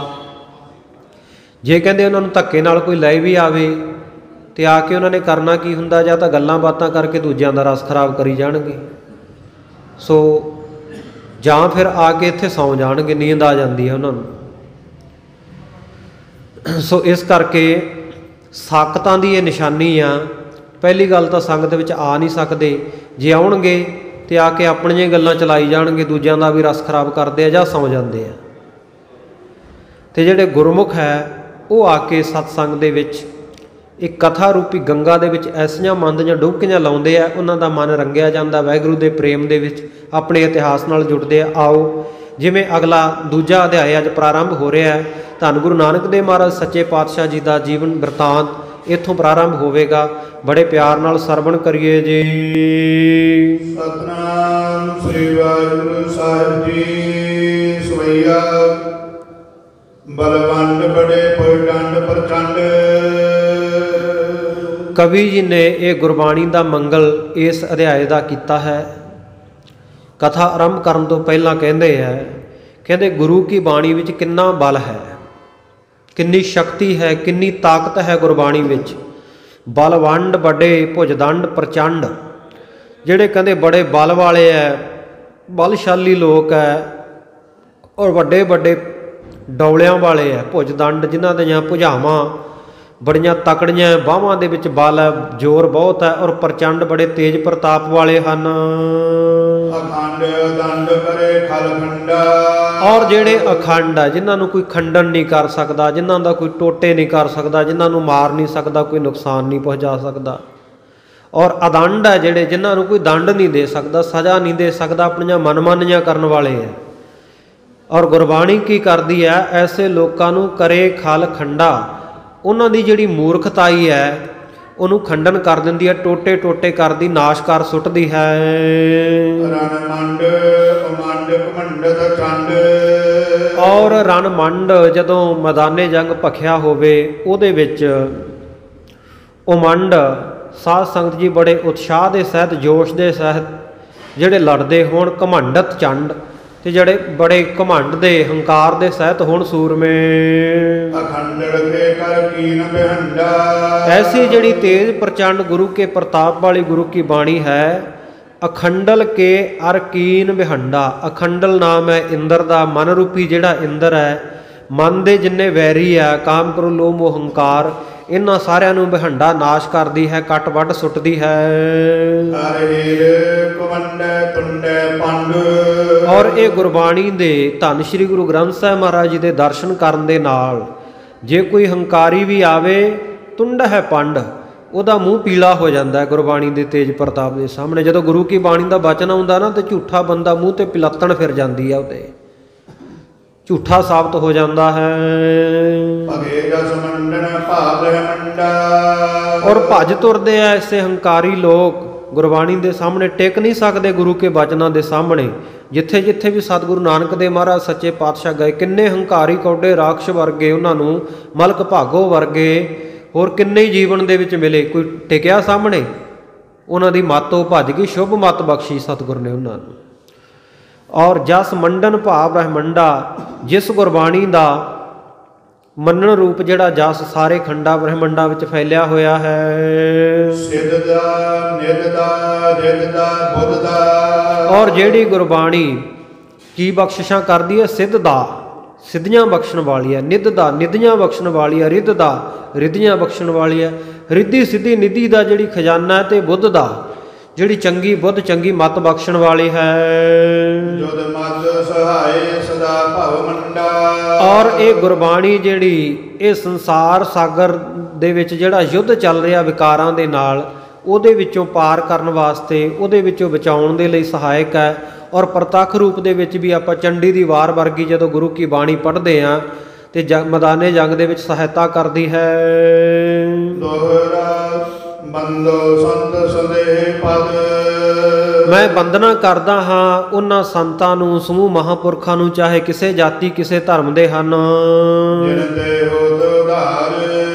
ਕਿਉਂਕਿ ਸੰਤਾਂ ਮਹਾਂਪੁਰਖਾਂ ਦੇ ਚਰਨਾਂ ਵਿੱਚ ਨਮਸਕਾਰ ਕਰਨ ਨਾਲ, ਬੰਦਨਾ ਕਰਨ ਦੇ ਨਾਲ ਪ੍ਰਾਪਤੀ ਕੀ ਹੁੰਦੀ ਹੈ? ਜਿਨ ਤੇ ਹੋਤ ਉਧਾਰ, ਜੀਵ ਦਾ ਭਲਾ ਹੋ ਜਾਂਦਾ, ਪਾਰ ਉਤਾਰਾ ਹੋ ਜਾਂਦਾ ਹੈ। ਜਮ ਤਨ ਸਮ ਤੇ ਤਰਨ ਸੇ। ਔਰ ਜਿਹੜਾ ਜਮ ਹੈ ਹਨੇਰੇ ਵਰਗਾ ਹੈ, ਤੇ ਤਿਹ ਤਰਨ ਸੇ, ਮਹਾਂਪੁਰਖਾਂ ਦੇ ਚਰਨ ਜਿਹੜੇ ਸੂਰਜ ਵਰਗੇ ਹਨ। ਜਿਵੇਂ ਸੂਰਜ ਦੇ ਆਉਣ ਨਾਲ ਹਨੇਰਾ ਦੂਰ ਹੋ ਜਾਂਦਾ, ਇਸੇ ਤਰ੍ਹਾਂ ਮਹਾਂਪੁਰਖਾਂ ਦੇ ਚਰਨ ਪਰਸਣ ਦੇ ਨਾਲ ਜਮਾ ਰੂਪੀ ਹਨੇਰਾ ਦੂਰ ਹੋ ਜਾਂਦਾ ਹੈ।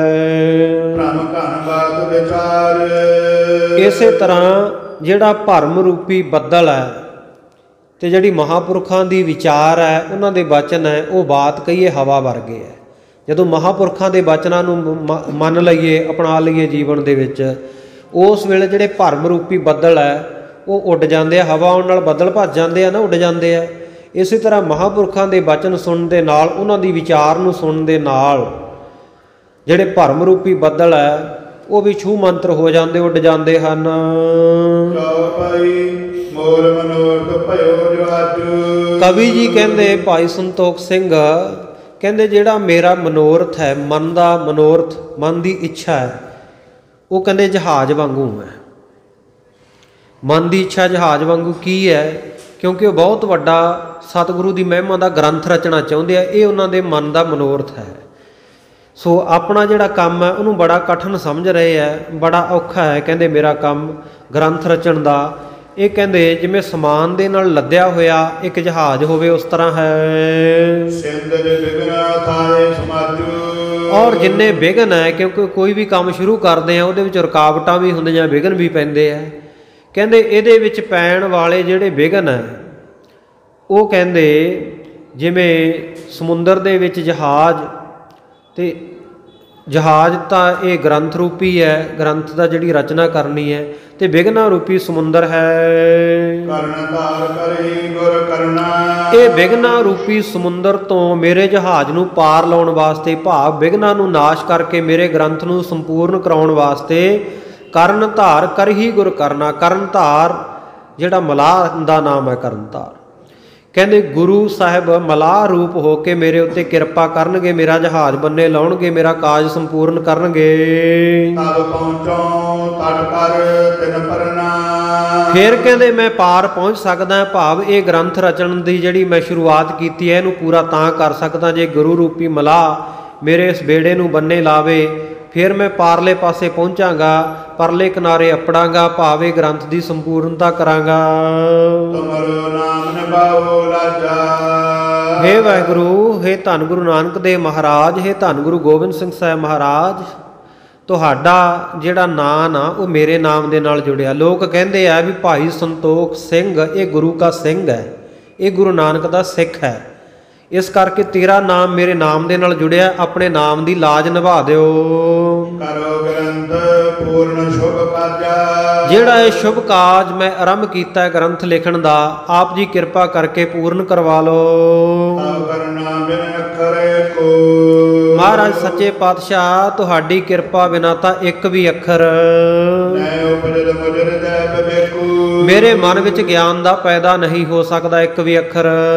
ਦੋਹਰਾ ਗੁਰ ਭਗ ਪ੍ਰੇਮ ਸਮੁੰਦਰ ਸਾਮਾ, ਗੁਰੂ ਦੇ ਪਗ ਕਹੀਏ ਚਰਨ, ਚਰਨਾਂ ਦਾ ਪ੍ਰੇਮ ਜਿਹੜਾ ਇਹ ਸਮੁੰਦਰ ਦੇ ਸਮ ਬਰਾਬਰ ਹੈ। ਸੁਦਾ ਪਰਦ ਕਵਤਾ ਸੋ, ਸੋ ਇਸ ਸਮੁੰਦਰ ਦੇ ਵਿੱਚ ਗੁਰੂ ਦੇ ਪ੍ਰੇਮ ਦੇ ਵਿੱਚ, ਗੁਰੂ ਦੇ ਚਰਨਾਂ ਦੇ ਪ੍ਰੇਮ ਦੇ ਵਿੱਚ ਜਿਹੜੀ ਕਵਿਤਾ ਹੈ ਉਹ ਸੁਦਾ ਪਰਦ ਕਵਿਤਾ ਸੋ, ਸੁਦਾ ਨਾਮ ਭਾਈ ਅੰਮ੍ਰਿਤ ਦਾ ਹੈ।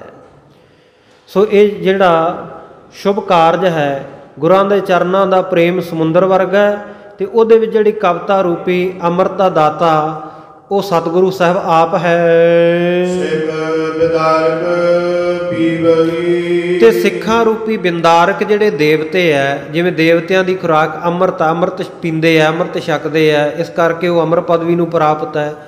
ਇਸੇ ਪ੍ਰਕਾਰ ਜਿਹੜੇ ਸਿੱਖ ਆ ਨਾ, ਕਵੀ ਜੀ ਕਹਿੰਦੇ ਸਿੱਖਾਂ ਰੂਪੀ ਜਿਹੜੇ ਦੇਵਤੇ ਆ ਉਹ ਕਥਾ ਦਾ ਅੰਮ੍ਰਿਤ ਪੀਣਗੇ।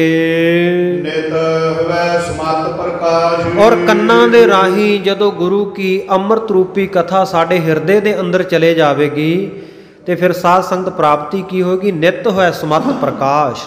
ਕਹਿੰਦੇ ਨਿਤਾ ਪ੍ਰਤੀ ਸ਼ੁਭ ਮਤ ਦਾ ਪ੍ਰਕਾਸ਼ ਹੋਵੇਗਾ, ਮਾੜੀ ਮਤ ਖੋਟੀ ਮਤ ਚਲੇ ਜਾਵੇਗੀ ਤੇ ਸ਼ੁਭ ਮਤ ਚੰਗੀ ਮਤ ਸਾਡੇ ਅੰਦਰ ਵਸੇਗੀ। ਕਉ ਭਈ ਵਿੱਚ ਕਰਤਾਰਪੁਰ ਜਗਰਾਈ, ਕਰਤਾਰਪੁਰ ਨਗਰ ਦੇ ਵਿੱਚ, ਸ੍ਰੀ ਕਰਤਾਰਪੁਰ ਸਾਹਿਬ ਜਿਹੜਾ ਪਾਕਿਸਤਾਨ ਵਿੱਚ ਹੈ, ਜਿਹਦਾ ਬਾਰਡਰ ਖੁੱਲ੍ਹਣ ਦੀਆਂ ਕਦੇ ਖੋਲ੍ਹ ਦਿੰਦੇ ਹੈ, ਕਦੇ ਵੀਜ਼ਾ ਲੈ ਕੇ ਜਾਣ ਦਿੰਦੇ ਹੈ, ਕਦੇ ਨਹੀਂ ਜਾਣ ਦਿੰਦੇ, ਕਦੇ ਬਿਨਾਂ ਵੀਜ਼ੇ ਤੋਂ ਰਾਜਨੀਤੀ ਹੁੰਦੀ ਹੈ ਜਿਹਦੇ 'ਤੇ ਹਮੇਸ਼ਾ। ਸੋ ਕਰਤਾਰਪੁਰ ਸਾਹਿਬ ਡੇਰਾ ਸਾਹਿਬ ਤੋਂ ਸਾਹਮਣੇ ਦਰਸ਼ਨ ਕਰਦੇ ਹਾਂ।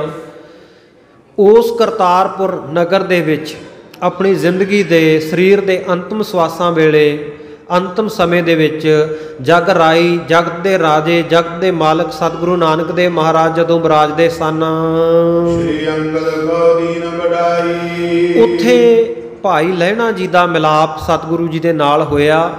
ਅੰਗ ਪਰਸ ਕੇ ਅੰਗਦ ਬਣਿਆ, ਜਿਉਂ ਦੀਵੇ ਤੋਂ ਦੀਵਾ।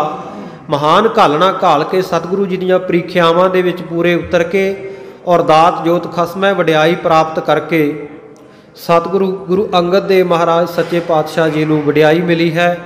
ਉੱਥੇ ਗੁਰੂ ਅੰਗਦ ਦੇਵ ਮਹਾਰਾਜ ਜੀ ਨੂੰ ਦੂਸਰੇ ਗੁਰੂ ਦੇ ਸਰੂਪ ਦੇ ਵਿੱਚ ਸਤਿਗੁਰੂ ਨਾਨਕ ਦੇਵ ਮਹਾਰਾਜ ਜਗਤ ਗੁਰੂ ਨੇ ਵਡਿਆਈ ਦਿੱਤੀ ਹੈ। ਆਪਨ ਕੀਨ ਸਚਖੰਡ ਬਿਆਨਾ, ਤੇ ਆਪ ਮੇਰਾਂ ਦੇ ਸਾਈਂ ਸਤਿਗੁਰੂ ਨਾਨਕ ਦੇਵ ਮਹਾਰਾਜ ਸੱਚਖੰਡ ਪਿਆਨਾ ਕਰ ਗਏ, ਜੋਤੀ ਜੋਤ ਸਮਾ ਗਏ। ਜੋਤ ਰੂਪ ਬਤਨ ਪਲਟਾਨਾ, ਭਾਵੇਂ ਕਿ ਅਕਾਲ ਪੁਰਖ ਦੀ ਜੋਤ ਰੂਪ ਹਨ ਸਤਿਗੁਰੂ ਸੱਚੇ ਪਾਤਸ਼ਾਹ, ਪਰ ਫਿਰ ਵੀ ਉਹਨਾਂ ਨੇ ਤਨ ਨੂੰ ਪਲਟਿਆ, ਆਪਣੇ ਸਰੀਰ ਨੂੰ ਪਲਟਿਆ, ਉਹੀ ਗੁਰਜੋਤ ਗੁਰੂ ਅੰਗਦ ਦੇ ਵਿੱਚ ਰੱਖੀ। ਜਿਉ ਆਦਿ ਪਦ ਇੱਕ ਪੌਸ਼ ਜਿਤ ਜਕੈ, ਉਦਾਹਰਨ ਦਿੰਦੇ ਹੈ ਕਿ ਜਿਵੇਂ ਇੱਕ ਅਧਿਪਤੀ, ਅਧਿ ਨਾਮ ਧਰਤੀ ਦਾ ਤੇ ਪਤੀ ਨਾਮ ਮਾਲਕ ਦਾ, ਧਰਤੀ ਦਾ ਮਾਲਕ, ਜ਼ਮੀਨ ਦਾ ਮਾਲਕ ਇੱਕ ਰਾਜਾ, ਇੱਕ ਪੋਸ਼ਿਸ਼ ਤਜ ਕੇ, ਇੱਕ ਪੁਸ਼ਾਕ ਲਾ ਕੇ, ਇੱਕ ਬਾਣਾ ਲਾ ਕੇ, ਵੈਸੈ ਸਭਾ ਦੂਜੇ ਤਨ ਸਜਕੈ, ਉਸੇ ਸਭਾ ਵਿੱਚ, ਉਸੇ ਦਰਬਾਰ ਦੇ ਵਿੱਚ ਤਨ ਦੇ ਉੱਤੇ ਦੂਜੀ ਪੁਸ਼ਾਕ ਧਾਰਨ ਕਰਕੇ, ਦੂਜਾ ਬਾਣਾ ਪਾ ਕੇ ਆ ਕੇ ਬੈਠ ਜਾਵੇ ਸਜ ਕੇ। ਤਿਉ ਖਡੂਰ ਮੈਂ ਆਨ ਬਿਰਾਜੀ, ਐਵੇਂ ਗੁਰੂ ਨਾਨਕ ਦੇਵ ਮਹਾਰਾਜ ਸੱਚੇ ਪਾਤਸ਼ਾਹ ਜੀ ਦੀ ਜੋਤ ਗੁਰੂ ਅੰਗਦ ਦੇਵ ਮਹਾਰਾਜ ਦੇ ਹਿਰਦੇ ਵਿੱਚ ਟਿਕਾਈ ਗਈ ਔਰ ਸ੍ਰੀ ਗੁਰੂ ਅੰਗਦ ਦੇਵ ਮਹਾਰਾਜ ਦੂਜੇ ਪਾਤਸ਼ਾਹ ਬਣ ਕੇ ਉਹ ਖਡੂਰ ਸਾਹਿਬ ਦੇ ਵਿੱਚ ਆ ਬਿਰਾਜੇ। ਜਿਨ ਸਿਮਰਨ ਕਲ ਕਰਮ ਰਭਾਜੀ, ਜਿਨ੍ਹਾਂ ਦਾ ਸਿਮਰਨ ਕੀਤਿਆਂ, ਜਿਨ੍ਹਾਂ ਦੇ ਨਾਮ ਨੂੰ ਜਪਿਆ ਗੁਰੂ ਅੰਗਦ ਦੇਵ ਮਹਾਰਾਜ ਜੀ ਦੇ ਨੂੰ, ਤਨ ਕਲਮਲ ਭਾਜੇ, ਕਲ ਕਲਮਲ ਭਾਜੇ। ਜਿਹੜੇ ਕਲਯੁਗ ਦੇ ਵਿੱਚ ਬਹੁਤ ਵੱਡੇ ਵੱਡੇ ਪਾਪ ਹੈ ਉਹ ਭੱਜ ਜਾਂਦੇ ਹਨ। ਦੋਹਰਾ ਤਖਤ ਬੈਠ ਅੰਗਦ ਗੁਰੂ, ਸਤਿਗੁਰੂ ਨਾਨਕ ਦੇਵ ਜੀ ਦੀ ਗੱਦੀ, ਸਤਿਗੁਰੂ ਨਾਨਕ ਦੇਵ ਜੀ ਦੇ ਤਖਤ ਦੇ ਉੱਤੇ ਬੈਠ ਕੇ ਗੁਰੂ ਅੰਗਦ ਦੇਵ ਮਹਾਰਾਜ ਨੇ ਕੀਨ ਖਡੂਰ ਨਿਵਾਸ ਬੈਠ ਖਡੂਰੇ ਜੋਤ ਜਗਾਈ। ਸਤਿਗੁਰੂ ਸਾਹਿਬ ਜੀ ਨੇ ਖਡੂਰ ਸਾਹਿਬ ਵਿੱਚ ਨਿਵਾਸ ਕੀਤਾ। ਨਰਨ ਉਦਾਰਨ ਕਾਰਨੇ ਮਨੁੱਖਾਂ ਨੂੰ, ਜੀਵਾਂ ਨੂੰ ਉਦਾਹਰਨ ਦੇ ਵਾਸਤੇ ਕਰਤ ਸੋ ਭਗਤ ਪ੍ਰਕਾਸ਼। ਸਤਿਗੁਰੂ ਸੱਚੇ ਪਾਤਸ਼ਾਹ ਜੀ ਭਗਤੀ ਦਾ ਨਿੱਤਾ ਪ੍ਰਤੀ ਪ੍ਰਕਾਸ਼ ਕਰਦੇ ਆ। ਗੁਰਸਿੱਖਾਂ ਦੇ ਹਿਰਦੇ ਵਿੱਚ ਭਗਤੀ ਦੀ ਜੋਤ ਜਗਾ ਰਹੇ ਹਨ। ਸੋਈਆ ਇੱਕ ਬਾਸੁਰ ਆਸਨ ਦਾਸ ਇੱਕ ਬਾਸਰ ਆਸਨ ਡਾਸ ਅਸੀਨ ਸਵਈਆ ਹੈ। ਸੋ ਇਹਦੀ ਥੋੜੀ ਜਿਹੀ ਚਾਲ ਜਿਹੜੀ ਬਦਲ ਜਾਂਦੀ ਹੈ ਦੋਹਰੇ ਦੇ ਨਾਲੋਂ, ਚੌਪਈ ਨਾਲੋਂ। ਇੱਕ ਬਾਸਰ ਇੱਕ ਦਿਨ ਆਸਨ ਡਾਸ ਅਸੀਨ, ਆਸਨ ਢਾ ਕੇ ਪਲੰਘੇ ਦੇ ਉੱਤੇ ਸਤਿਗੁਰੂ ਸੱਚੇ ਪਾਤਸ਼ਾਹ ਬਿਰਾਜਮਾਨ ਹਨ, ਬੈਠੇ ਹਨ। ਸੋ ਧਿਆਨ ਬਖੈ ਗੁਰ ਅੰਗਦ ਹੋਏ। ਸਤਿਗੁਰੂ ਨਾਨਕ ਦੇਵ ਮਹਾਰਾਜ ਸੱਚੇ ਪਾਤਸ਼ਾਹ ਜੀ ਦਾ ਧਿਆਨ ਧਾਰਿਆ, ਧਿਆਨ ਦੇ ਵਿੱਚ ਬੈਠੇ ਹਨ ਗੁਰੂ ਅੰਗਦ ਦੇਵ ਜੀ। ਗੁਰੂ ਨਾਨਕ ਕੇ ਪਦ ਪੰਕਜ ਸਤਿਗੁਰੂ ਨਾਨਕ ਦੇਵ ਮਹਾਰਾਜ ਸੱਚੇ ਪਾਤਸ਼ਾਹ ਜੀ ਦੇ ਸੋਹਣੇ ਜਿਹੜੇ ਚਰਨ ਕਮਲਾਂ ਵਰਗੇ ਲੀਨ ਨਿਰੰਤਰ ਹੀ ਬਦਲੋ ਚਰਬੋਏ। ਔਰ ਸਤਿਗੁਰੂ ਜੀ ਦੇ ਚਰਨਾਂ ਦਾ ਧਿਆਨ ਇੱਕ ਰਸ ਧਾਰਨ ਕੀਤਾ ਹੋਇਆ, ਬੜੇ ਖੁਸ਼ੀ ਦੇ ਵਿੱਚ ਨੇਤਰ ਜਿਹੜੇ ਆ, ਨੇਤਰਾਂ ਦੇ ਕੋਏ, ਨੇਤਰਾਂ ਦੇ ਕੋਨੇ ਬੰਦ ਕੀਤੇ ਹਨ। ਪੁਨ ਜਾਓ ਬਜੀ ਔਰ ਬੀਚ ਵਿਚਾਰ। ਫਿਰ ਮਨ ਦੇ ਵਿੱਚ ਗੁਰੂ ਅੰਗਦ ਦੇਵ ਜੀ ਦੇ ਇਹ ਵਿਚਾਰ ਪੈਦਾ ਹੋਈ। ਸੋ ਕਿੰਕਰ ਕੇ ਪ੍ਰਮੰਡਾ ਸਦ ਹੋਏ। ਸਤਿਗੁਰੂ ਸੱਚੇ ਪਾਤਸ਼ਾਹ ਜੀ ਆਪਣੇ ਕਿੰਕਰ ਕਹੀਏ ਸੇਵਕਾਂ ਦੇ ਜਿੰਨੇ ਵੀ ਭਰਮ ਹੈ ਉਹਨਾਂ ਨੂੰ ਜਿਹੜੇ ਸਤਿਗੁਰੂ ਸੱਚੇ ਪਾਤਸ਼ਾਹ ਦੂਰ ਕਰ ਦਿੰਦੇ ਹਨ। ਪਰਮੇਸ਼ਰ ਸ੍ਰੀ ਗੁਰੂ ਨਾਨਕ ਸੋ। ਔਰ ਪਰਮੇਸ਼ਰ ਹੀ ਸ੍ਰੀ ਗੁਰੂ ਨਾਨਕ ਦੇਵ ਮਹਾਰਾਜ ਹੈ। ਸ੍ਰੀ ਗੁਰੂ ਨਾਨਕ ਦੇਵ ਮਹਾਰਾਜ ਹੀ ਪਰਮੇਸ਼ਰ ਹਨ। ਗੁਰ ਗੋਬਿੰਦ, ਗੋਬਿੰਦ ਗੁਰੂ ਹੈ, ਨਾਨਕ ਭੇਦ ਨਾ ਪਾਈ। ਗੁਰ ਪਰਮੇਸ਼ਰ ਏਕੋ ਜਾਨ। ਸਤਿਗੁਰੂ ਗੁਰੂ ਨਾਨਕ ਦੇਵ ਮਹਾਰਾਜ ਜਿਹੜੇ ਪਾਰ ਬ੍ਰਹਮ ਪਰਮੇਸ਼ਰ ਦਾ ਹੀ ਸਰੂਪ ਗੁਰ ਪਰਮੇਸ਼ਰ ਹਨ। ਜਿਨ ਭੇਦ ਨਾ ਮਦ ਤਰੰਗੈ ਤੋਏ। ਜਿਨ੍ਹਾਂ ਦੇ ਵਿੱਚ ਕਹਿੰਦੇ ਪਰਮੇਸ਼ਰ ਵਿੱਚ ਤੇ ਗੁਰੂ ਦੇ ਵਿੱਚ ਕੋਈ ਭੇਦ ਨਹੀਂ, ਜਿਵੇਂ ਸਮੁੰਦਰ ਤੇ ਸਮੁੰਦਰ ਦੀਆਂ ਲਹਿਰਾਂ ਵਿੱਚ ਕੋਈ ਭੇਦ ਫਰਕ ਨਹੀਂ ਹੁੰਦਾ। ਸੋਈਆ ਜਦ ਪ੍ਰੀਤ ਕੀ ਰੀਤ ਜਤੈ ਨਤਈ। ਇਉਂ ਸਤਿਗੁਰੂ ਸੱਚੇ ਪਾਤਸ਼ਾਹ ਜੀ ਦੇ, ਗੁਰੂ ਅੰਗਦ ਦੇਵ ਮਹਾਰਾਜ ਜੀ ਦੇ ਚਿੱਤ ਦੇ ਵਿੱਚ, ਮਨ ਦੇ ਵਿੱਚ ਗੁਰੂ ਨਾਨਕ ਦੇਵ ਮਹਾਰਾਜ ਜੀ ਦੀ ਪ੍ਰੀਤੀ ਸਦਾ ਹੀ ਇੱਕ ਰਸ ਹੈ। ਭਾਵ ਮੈਂ ਭਾਵ ਸ੍ਰੀ ਗੁਰ ਗੋਬਿੰਦ ਦੀਨੋ। ਤੇ ਮਨ ਦੇ ਵਿੱਚ ਪ੍ਰੇਮ ਧਾਰਨ ਕਰਕੇ ਚੇਤੇ ਕਰਦੇ ਐ ਕਿ ਪਾਰ ਬ੍ਰਹਮ ਪਰਮੇਸ਼ਰ ਦੇ ਸਰੂਪ ਨੇ ਗੁਰੂ ਨਾਨਕ ਸਰੂਪ ਹੋ ਕੇ ਭਾਵ ਮੈਂ ਭਾਵ ਸ੍ਰੀ ਗੁਰ ਗੋਬਿੰਦ ਲੀਨੋ। ਕਹਿੰਦੇ ਕਿਵੇਂ ਉਹਨਾਂ ਨੇ ਇਸ ਭਾਵ ਦੇ ਵਿੱਚ, ਇਸ ਸੰਸਾਰ ਦੇ ਵਿੱਚ ਭਾਵ ਲਿਆ, ਜਨਮ ਲਿਆ ਹੈ, ਕਿਸ ਤਰੀਕੇ। ਪੁਨ ਬਾਲ ਜੁਆ ਕੇ ਵਿਸਾਲ ਜਿਉ। ਬਿਲਾਸ, ਪੁਨ ਬਾਲ ਜਵਾ ਕੇ ਬਿਲਾਸ ਜਿਉ। ਫਿਰ ਜਿਹੜੇ ਉਹਨਾਂ ਦੀ ਬਾਲ ਅਵਸਥਾ ਦੇ ਬਾਲ ਲੀਲਾਵਾਂ ਹਨ, ਕੌਤਕ ਹਨ। ਇਤਿਹਾਸ ਕਹਿ ਸੋ ਕੌਣ ਪ੍ਰਵੀਨੋ। ਮਹਾਰਾਜ ਦੇ ਮਨ ਦੇ ਵਿੱਚ ਗੁਰੂ ਅੰਗਦ ਦੇਵ ਜੀ ਦੇ ਇਹ ਭਾਵਨਾ ਪੈਦਾ ਹੋਈ ਵੀ ਸਤਿਗੁਰੂ ਦੇ ਬਾਲਪਣ ਦੇ ਜਿਹੜੇ ਬਾਲ ਲੀਲਾਵਾਂ ਹਨ, ਬਾਲ ਕੌਤਕ ਹਨ, ਉਹ ਕੋਈ ਸਿੱਖ ਮੈਨੂੰ ਸੁਣਾਵੇ। ਮਨ ਵਿੱਚ ਸੋਚਦੇ ਆ ਵੀ ਕਿਹੜਾ ਸਿੱਖ ਹੈ ਜਿਹੜਾ ਇਤਿਹਾਸ ਸੁਣਾਵੇ ਗੁਰੂ ਦਾ ਮੈਨੂੰ। ਸਭ ਦੇਸ਼ ਵਿਦੇਸ਼ ਨਕੇ ਰਟਨੋ। ਸਾਰਾ ਦੇਸ਼ਾਂ ਵਿਦੇਸ਼ਾਂ ਵਿੱਚ ਜਿਵੇਂ ਉਹਨਾਂ ਨੇ ਰਟਨ ਕੀਤਾ, ਜਗ੍ਹਾ ਜਗ੍ਹਾ ਦੇ ਉੱਤੇ ਜਾ ਕੇ ਭ੍ਰਮਣ ਕਰਕੇ ਲੋਕਾਂ ਨੂੰ ਤਾਰਿਆ। ਕਟਨੋ ਕੁਟਲੰ ਬੜ ਦੰਗ ਜੋਗੀਨੋ। ਔਰ ਜਿਹੜਾ ਲੋਕਾਂ ਦਾ ਉਹਨਾਂ ਨੇ ਭਰਮ ਕੱਟਿਆ, ਪਖੰਡਾਂ ਦਾ ਖੰਡਨ ਕੀਤਾ। ਚਿਤ ਚਿੰਤਤ ਦੇਤ ਚਿਤੰਤ ਚਿੰਤਤਾ। ਚਿਤ ਚਿੰਤਤ ਦੇਤ ਅਚਿੰਤਤਾ ਜੋ। ਜਿਹੜੇ ਸਤਿਗੁਰੂ ਸੱਚੇ ਪਾਤਸ਼ਾਹ ਜੀ ਨੂੰ ਚਿੱਤ ਵਿੱਚ ਚੇਤੇ ਕਰਨ ਦੇ ਨਾਲ ਅਚਿੰਤਤਾ ਦੇ ਦਿੰਦੇ ਆ, ਚਿੰਤਾ ਤੋਂ ਰਹਿਤ ਕਰਦੇ ਹਨ ਜੋ। ਐਸ ਕੰਤ ਗੁਰੂ ਰਸ ਪੀਨੋ। ਉਸ ਸਤਿਗੁਰੂ ਸੱਚੇ ਪਾਤਸ਼ਾਹ ਜੀ ਦਾ ਜਿਹੜਾ ਜਸ ਹੈ ਉਹਨੂੰ ਬੜੇ ਰਸ ਦੇ ਸਹਿਤ, ਬੜੇ ਪ੍ਰੇਮ ਦੇ ਸਹਿਤ ਸਤਿਗੁਰੂ ਸੱਚੇ ਪਾਤਸ਼ਾਹ ਜੀ ਇਕਾਂਤ ਵਿੱਚ ਬਹਿ ਕੇ ਸੁਣਨਾ ਚਾਹੁੰਦੇ ਆ। ਇਸ ਕਰਕੇ ਇਕਾਂਤ ਵਿੱਚ ਬੈਠੇ ਹੋਏ ਉਹਨਾਂ ਦਾ ਧਿਆਨ ਧਾਰਦੇ ਆ। ਕਾਰਨ ਕੀ ਸੀ? ਕਿਉਂਕਿ ਸਤਿਗੁਰੂ ਅੰਗਦ ਦੇਵ ਮਹਾਰਾਜ ਜੀ ਭਾਈ ਲਹਿਣਾ ਦੇ ਰੂਪ ਵਿੱਚ ਸਤਿਗੁਰੂ ਜੀ ਦੇ ਜੀਵਨ ਦੇ ਅੰਤਲੇ ਪੜਾਅ ਦੇ ਉੱਤੇ ਜਾ ਕੇ ਉਹਨਾਂ ਦੇ ਦਰਸ਼ਨ ਕਰਦੇ ਆ। ਕਰਤਾਰਪੁਰ ਸਾਹਿਬ ਦੇ ਵਿੱਚ ਦਰਸ਼ਨ ਕੀਤੇ ਆ। ਪਹਿਲੇ ਜੀਵਨ ਬਾਰੇ ਕੁਝ ਪਤਾ ਨਹੀਂ, ਸਿਰਫ ਉੱਥੇ ਜੋ ਪ੍ਰੀਖਿਆਵਾਂ ਹੋਈਆਂ, 7 ਬਚਨ ਦੇ ਅਧਿਕਾਰੀ ਹੋਏ, ਉਹਨਾਂ ਪ੍ਰੀਖਿਆਵਾਂ ਵਿੱਚ ਸਫਲ ਹੋ ਕੇ ਗੁਰੂ ਕੀ ਦਾਤ ਜੋਤ ਖਸਮੈ ਵਡਿਆਈ ਉਹਨਾਂ ਨੇ ਪ੍ਰਾਪਤ ਕੀਤੀ। ਗੁਰਤਾ ਗੱਦੀ, ਗੁਰਿਆਈ, ਗੌਰਵ ਤਵ ਨੂੰ ਪ੍ਰਾਪਤ ਕੀਤਾ ਸਤਿਗੁਰੂ ਦੀਆਂ ਬਖਸ਼ਿਸ਼ਾਂ ਨੂੰ।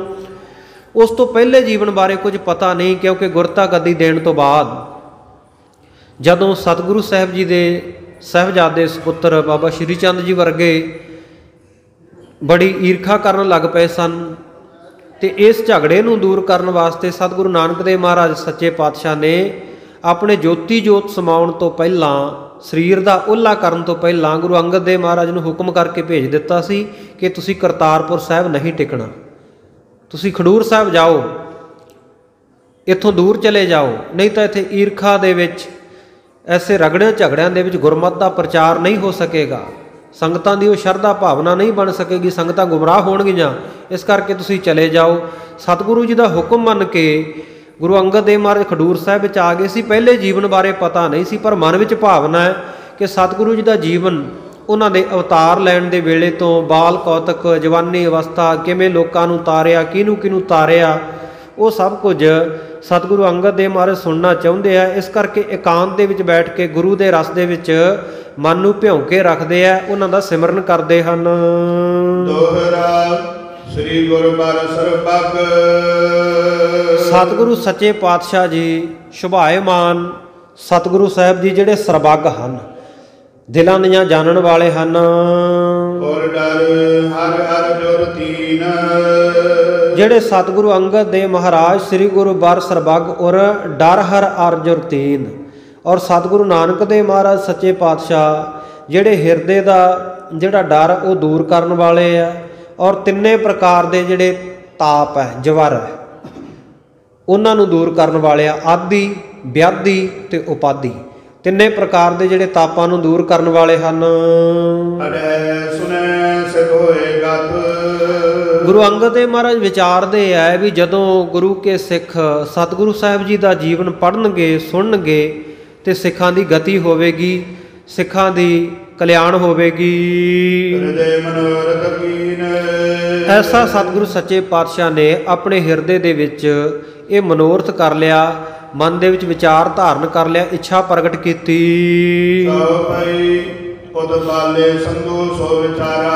ਉਧਰ ਭਾਈ ਬਾਲਾ ਜੀ ਜਿਹੜੇ ਸੰਧੂ ਗੋਤ ਆ, ਜਿਨ੍ਹਾਂ ਦਾ ਰਾਏ ਭੋਜ ਦੀ ਤਲਵੰਡੀ ਨਨਕਾਣਾ ਸਾਹਿਬ ਨਗਰ ਹੈ ਜਿਨ੍ਹਾਂ ਦਾ, ਔਰ ਸਤਿਗੁਰੂ ਸਾਹਿਬ ਜੀ ਤੋਂ ਉਮਰ ਦੇ ਵਿੱਚ 3 ਕੁ ਸਾਲ ਵੱਡੇ ਆ। ਸਤਿਗੁਰੂ ਨਾਨਕ ਦੇਵ ਮਹਾਰਾਜ ਸੱਚੇ ਪਾਤਸ਼ਾਹ ਜੀ ਦਾ ਆਗਮਨ ਜਿਹੜਾ ਉਹ ਸਾਧ ਸੰਗਤ ਜੀ ਬਿਕਰਮੀ ਸੰਮਤ 123 ਦੇ ਵਿੱਚ ਹੁੰਦਾ, ਤੇ ਇਹਨਾਂ ਦਾ ਸਾਧ ਸੰਗਤ ਜੀ ਜਿਹੜਾ 26 ਦੇ ਵਿੱਚ ਹੁੰਦਾ, ਇਹਨਾਂ ਦਾ 23 ਦੇ ਵਿੱਚ, ਕੱਤਕ ਦੀ ਪੂਰਨਮਾਸ਼ੀ ਨੂੰ। ਸੋ ਇਸ ਪ੍ਰਕਾਰ ਸਾਧ ਸੰਗਤ ਜੀ 1500 ਬਿਕਰਮੀ ਹੈ। ਸੋ ਇਹਦੇ ਵਿੱਚ 3 ਕੁ ਸਾਲ ਪਹਿਲਾਂ ਇਹ ਪੈਦਾ ਹੋਏ ਆ। ਭਾਈ ਬਾਲਾ ਜੀ ਸੰਧੂ ਇਹਨਾਂ ਦਾ ਗੋਤ ਹੈ। ਸਤਿਗੁਰੂ ਸਾਹਿਬ ਜੀ ਦੇ ਨਾਲ ਜੀਵਨ ਦੇ ਵਿੱਚ ਬਹੁਤ ਲੰਮਾ ਸਮਾਂ ਇਹ ਵਿਚਰੇ, ਬਿਰਧ ਅਵਸਥਾ ਹੋਈ ਹੈ ਇਹਨਾਂ ਦੀ ਵੀ। ਨਨਕਾਣਾ ਸਾਹਿਬ ਬੈਠਿਆਂ, ਰਾਏ ਭੋਜ ਦੀ ਤਲਵੰਡੀ ਬੈਠਿਆਂ, ਇੱਕ ਦਿਨ ਇਹਨਾਂ ਨੇ ਮਨ ਦੇ ਵਿੱਚ ਵਿਚਾਰਿਆ, ਸ੍ਰੀ ਨਾਨਕ ਪੈ ਹਰਿ ਅਵਤਾਰਾ। ਸਤਿਗੁਰੂ ਨਾਨਕ ਦੇਵ ਮਹਾਰਾਜ ਸੱਚੇ ਪਾਤਸ਼ਾਹ ਜੀ ਜਿਹੜੇ ਹਰੀ ਦੇ ਅਵਤਾਰ, ਪਰਮੇਸ਼ਰ ਦੇ ਅਵਤਾਰ, ਪਾਰ ਬ੍ਰਹਮ ਦੇ ਅਵਤਾਰ ਹੋਏ, ਨਿਜ ਅਸਥਾਨ ਸੋ ਕੌਣ ਬਿਠਾਇਓ। ਉਹ ਤੇ ਚਲੇ ਗਏ ਹਨ ਸੱਚਖੰਡ ਨੂੰ, ਜੋਤੀ ਜੋਤ ਸਮਾ ਗਏ ਹਨ, ਪਰ ਕਹਿੰਦੇ ਇਹ ਨਹੀਂ ਪਤਾ ਲੱਗਿਆ ਕਿ ਉਹਨਾਂ ਨੇ ਆਪਣੀ ਜਗ੍ਹਾ ਦੇ ਉੱਤੇ ਗੁਰਤਾ ਗੱਦੀ ਅੱਗੇ ਕਿਹਨੂੰ ਦਿੱਤੀ ਹੈ, ਨਿਜ ਸਥਾਨ ਦੇ ਉੱਤੇ ਕਿਸ ਨੂੰ ਬਿਠਾਇਆ ਹੈ। ਇਸ ਦਰਸ਼ਨ ਜੀਆ ਰਾਜ ਰਚਾਇਓ। ਜਿਹੜੇ ਸਤਿਗੁਰੂ ਜੀ ਦੀ ਗੱਦੀ ਦੇ ਉੱਤੇ ਹੁਣ ਗੁਰੂ ਸਾਹਿਬ ਬਿਰਾਜਮਾਨ ਹਨ, ਮੈਂ ਉਹਨਾਂ ਦੇ ਦਰਸ਼ਨ ਕਰਾਂ, ਇਉਂ ਜੀੜਾ ਲਲਚਾਇਓ। ਮਨ ਦੇ ਵਿੱਚ ਲਾਲਚ ਆਇਆ, ਮਨ ਵਿੱਚ ਭਾਵਨਾ ਜਾਗੀ। ਭਾਵਨਾ ਮੈਂ ਬੋਲਿਓ ਏ ਬਾਲਾ। ਭਾਈ ਬਾਲਾ ਜੀ ਦੇ ਕੋਲ ਬਹੁਤ ਸਾਰੇ ਮਨੁੱਖ ਬੈਠੇ ਸਨ ਉਸ ਵੇਲੇ। ਉਹਨਾਂ ਸਾਰਿਆਂ ਦੇ ਕੋਲ ਆਪਣੇ ਇਹ ਮਨ ਦਾ ਮਨੋਰਥ ਪ੍ਰਗਟ ਕੀਤਾ।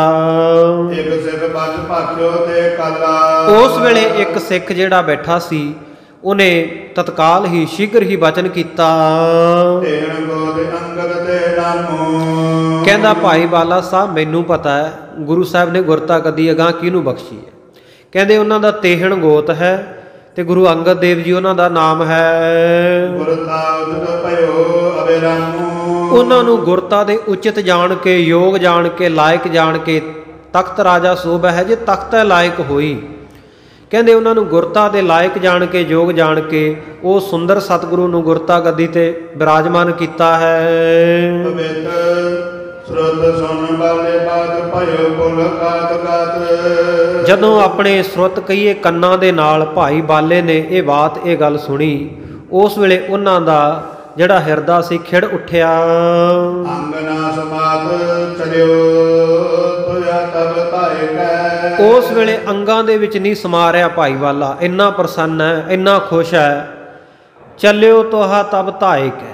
ਉਸ ਵੇਲੇ ਸਾਧ ਸੰਗਤ ਸਤਿਗੁਰੂ ਦੇ ਦਰਸ਼ਨ ਕਰਨ ਵਾਸਤੇ ਜਦੋਂ ਪਤਾ ਲੱਗ ਗਿਆ ਕਿ ਗੁਰੂ ਜੋਤ ਖਡੂਰ ਸਾਹਿਬ ਵਿੱਚ ਸੰਗਤਾਂ ਨੂੰ ਤਾਰ ਰਹੀ ਹੈ, ਗੁਰੂ ਅੰਗਦ ਦੇਵ ਮਹਾਰਾਜ ਸੱਚੇ ਪਾਤਸ਼ਾਹ ਦੇ ਦਰਸ਼ਨ ਕਰਨ ਵਾਸਤੇ ਧਾ ਕੇ ਦੌੜ ਕੇ ਤੇਜ਼ੀ ਦੇ ਨਾਲ ਚੱਲਿਆ। ਤੇ ਕੁਦਰਤੀ ਜਿਸ ਦਿਨ ਆ ਕੇ ਨੇ ਦਰਸ਼ਨ ਕੀਤੇ ਹੈ, ਉਸ ਦਿਨ ਕੱਤੇ ਦੀ ਪੂਰਨਮਾਸ਼ੀ ਦਾ ਦਿਨ ਹੈ, ਜਿਹੜਾ ਗੁਰੂ ਨਾਨਕ ਦੇਵ ਮਹਾਰਾਜ ਸੱਚੇ ਪਾਤਸ਼ਾਹ ਜੀ ਦਾ ਜਨਮ ਦਿਨ ਹੈ।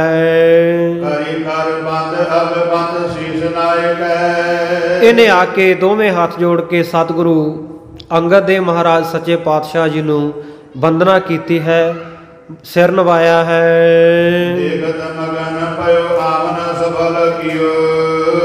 ਸਤਿਗੁਰੂ ਸੱਚੇ ਪਾਤਸ਼ਾਹ ਜੀ ਦੇਖਦੇ ਆ ਵੀ ਬੜਾ ਮਗਨ, ਬੜਾ ਮਸਤ ਹੋਇਆ ਸਤਿਗੁਰੂ ਦੇ ਦਰਸ਼ਨ ਕਰਕੇ, ਬੜੀ ਮਨ ਵਿੱਚ ਇਹਦੇ ਮਸਤੀ ਛਾਈ ਤੇ ਆਉਣਾ ਇਹਨੇ ਆਪਣਾ ਸਫਲ ਜਾਣ ਲਿਆ ਕਿ ਮੇਰਾ ਆਉਣਾ ਸਫਲ ਹੋ ਗਿਆ। ਸਤਿਗੁਰੂ ਨੇ ਆਗਿਆ ਕੀਤੀ, ਭਾਈ ਬੈਠ ਜਾਓ।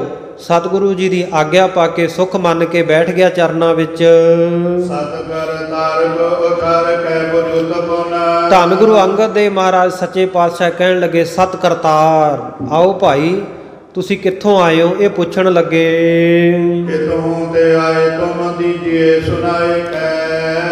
ਕਹਿੰਦੇ ਭਾਈ ਸਿੱਖਾ ਕਿੱਥੋਂ ਆਇਆ? ਕਹਿੰਦੇ ਮੈਨੂੰ ਸੁਣਾ ਕੇ ਦੱਸ ਦੇ। ਜਥਾ ਸ਼ਕਤ ਜੋ ਭੇਟ ਥੀ। ਜਥਾ ਸ਼ਕਤ ਆਪਣੀ ਸ਼ਕਤੀ ਸਮਰੱਥਾ ਦੇ ਮੁਤਾਬਕ ਜਿਹੜੀ ਭੇਟ ਲੈ ਕੇ ਆਇਆ ਸੀ। ਆਗੇ ਧਰੀ ਬਣਾਈ। ਸਤਿਗੁਰੂ ਅੰਗਦ ਦੇਵ ਮਹਾਰਾਜ ਦੇ ਚਰਨਾਂ ਵਿੱਚ ਬਣਾ ਸਵਾਰ ਕੇ ਧਰ ਦਿੱਤੀ। ਹੁਣ ਬਾਲਾ ਬੋਲਤ ਭਇਓ। ਉਸ ਵੇਲੇ ਭਾਈ ਬਾਲਾ ਜੀ ਬੋਲਣ ਲੱਗਾ। ਬਿਨੈ ਬਚਨ ਮੈਂ ਪਾਏ। ਬਚਨਾਂ ਦੇ ਵਿੱਚ ਬਿਨੈ ਪਾ ਕੇ, ਨਿਮਰਤਾ ਧਾਰਨ ਕਰਕੇ, ਬੇਨਤੀ ਸਰੂਪ ਦੇ ਵਿੱਚ ਬਚਨ ਬੇਨਤੀ ਕਰਨ ਲੱਗਾ। ਸਤਿਗੁਰੂ ਨੂੰ ਕਹਿਣ ਲੱਗਾ, ਚਾਹੋ ਭਾਈ ਸ਼੍ਰੀ ਅੰਗਦ ਜੀ ਸੁਣੋ ਕਿਰਪਾਲਾ। ਕਹਿਣ ਲੱਗਾ, ਹੇ ਸਤਿਗੁਰੂ ਅੰਗਦ ਦੇਵ ਮਹਾਰਾਜ ਕਿਰਪਾ ਦੇ ਘਰ ਸੁਣੋ ਜੀ। ਸੰਧੂ ਗੋਤ ਨਾਮ ਮੋਹਿ ਬਾਲਾ। ਮੇਰਾ ਗੋਤ ਸੰਧੂ ਹੈ ਤੇ ਮੇਰਾ ਨਾਮ ਭਾਈ ਬਾਲਾ ਹੈ। ਰਾਏ ਭੋਏ ਤਲਵੰਡੀ ਜੋ।